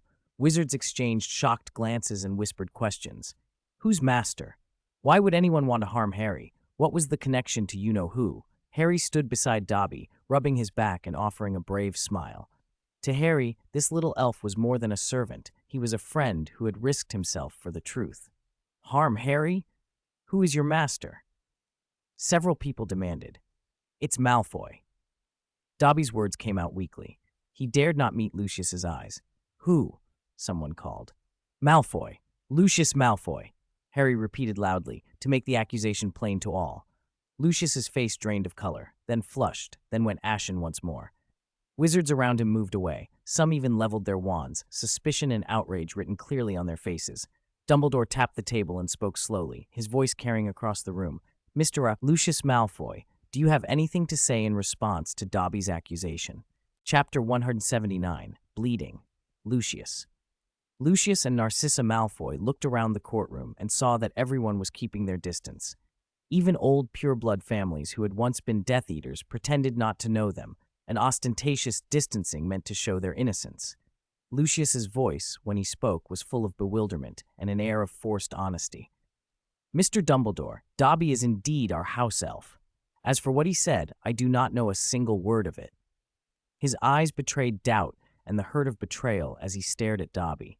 The house elf's seemingly innocent appearance made many in the room doubt his testimony. Consider this, Lucius continued, clenching his jaw. House elves have always been the most faithful servants to wizards. I admit I have scolded Dobby, sometimes even beaten him and threatened him. But he is alive. If what he claims were true, would I have trusted him so much? Would I have killed him? He shot a cold look toward Harry. As for harming Harry Potter, our savior, the thought of such a thing is repulsive. When Lucius moved as if to pat Harry's shoulder, Harry slapped the hand away. A wizard in the crowd, spitting his contempt, hissed, Lucius, you were a Death Eater. You were you-know-who's subordinate. The diary came from you-know-who, given to you. I admit I was once a Death Eater, Lucius said quickly, but that was while I was under you-know-who's influence. As for the diary, do you have any proof that I was given it by him? The accuser could only manage an awkward smile and slunk back into the crowd, silenced.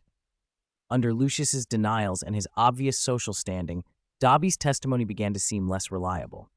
Wizards, who had always looked down on servants like house elves, were ready to believe their masters over a betrayed elf. The trial dissolved into murmurs and argument as people debated who to believe. Chaos suited Lucius just fine. The more confused everyone was, the better he could defend himself. Lucius, I have witnesses, Dumbledore said, nodding to the side. Ginny Weasley stepped forward, flanked by her mother, Molly. Ginny, tell everyone what happened, Dumbledore said kindly. Molly and Harry gave Ginny encouraging looks. Before school started, our family went to Diagon Alley to buy supplies, Ginny began, voice steady but tense. At Flourish and Blots, there was a run-in between my father and Mr. Malfoy.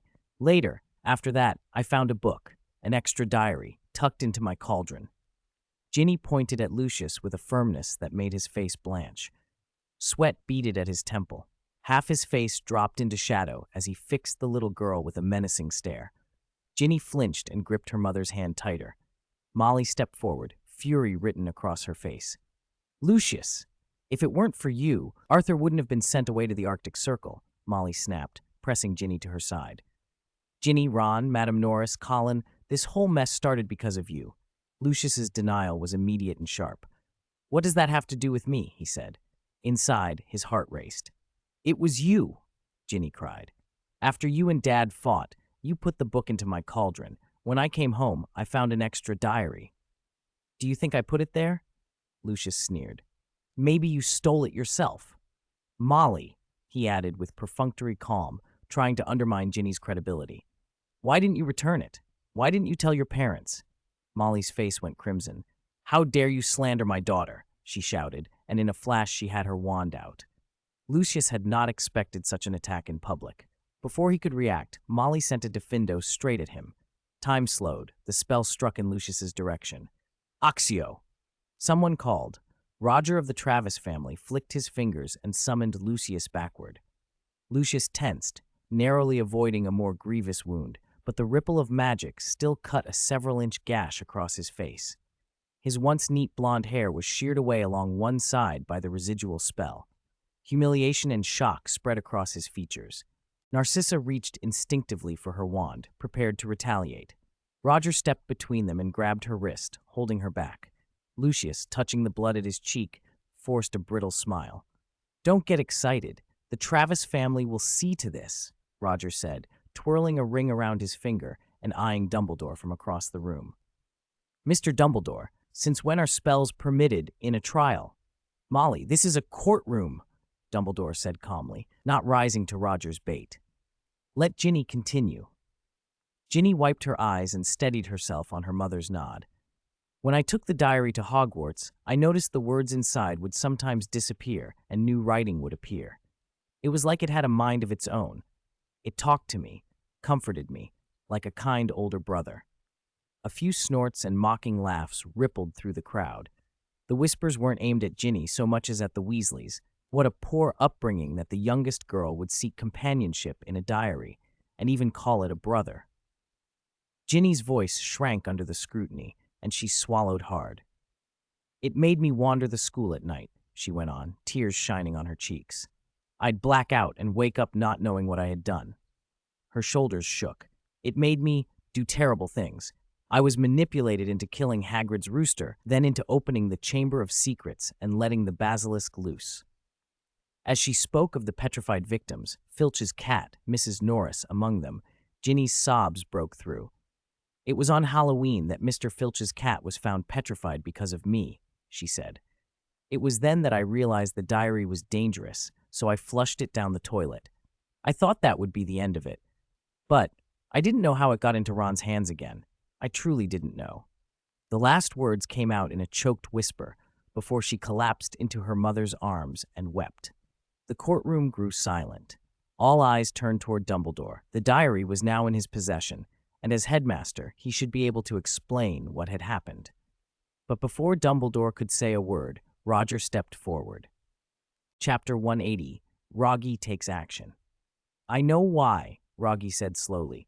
His handsome face immediately drew the attention of several witches nearby. He's so handsome. Whose child is he? The head of the Travis family, someone whispered. Such a young head, another voice murmured. I heard the Travises are very rich. If only I could get this boy. Heh. A heavily made-up witch ogled Rogge, twisting slightly. She laughed with a tremor of desire. You old lecher, don't you look at yourself? So old, still preying on children? What's wrong with children?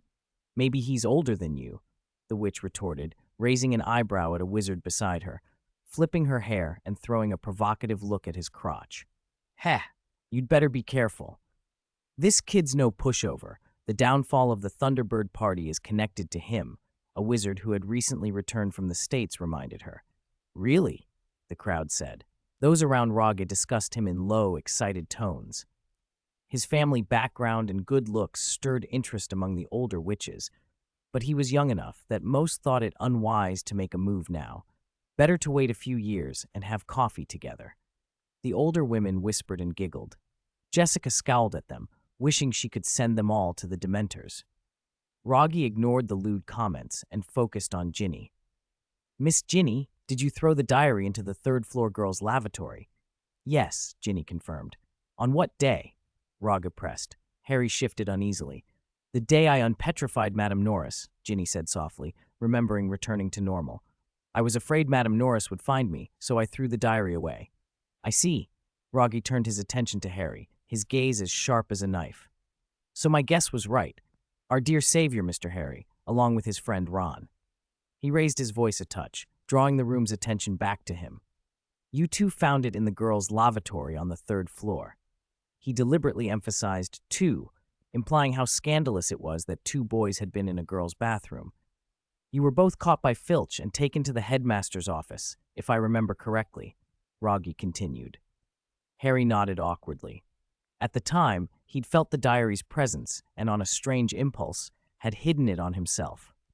But then Ron took the diary. He used it to attack spiders in the Forbidden Forest and to profit from spider venom, Rogge outlined, deliberately avoiding mention of the spells Ron used or why there were spiders in the Forbidden Forest, leaving space to see whether Dumbledore would probe further.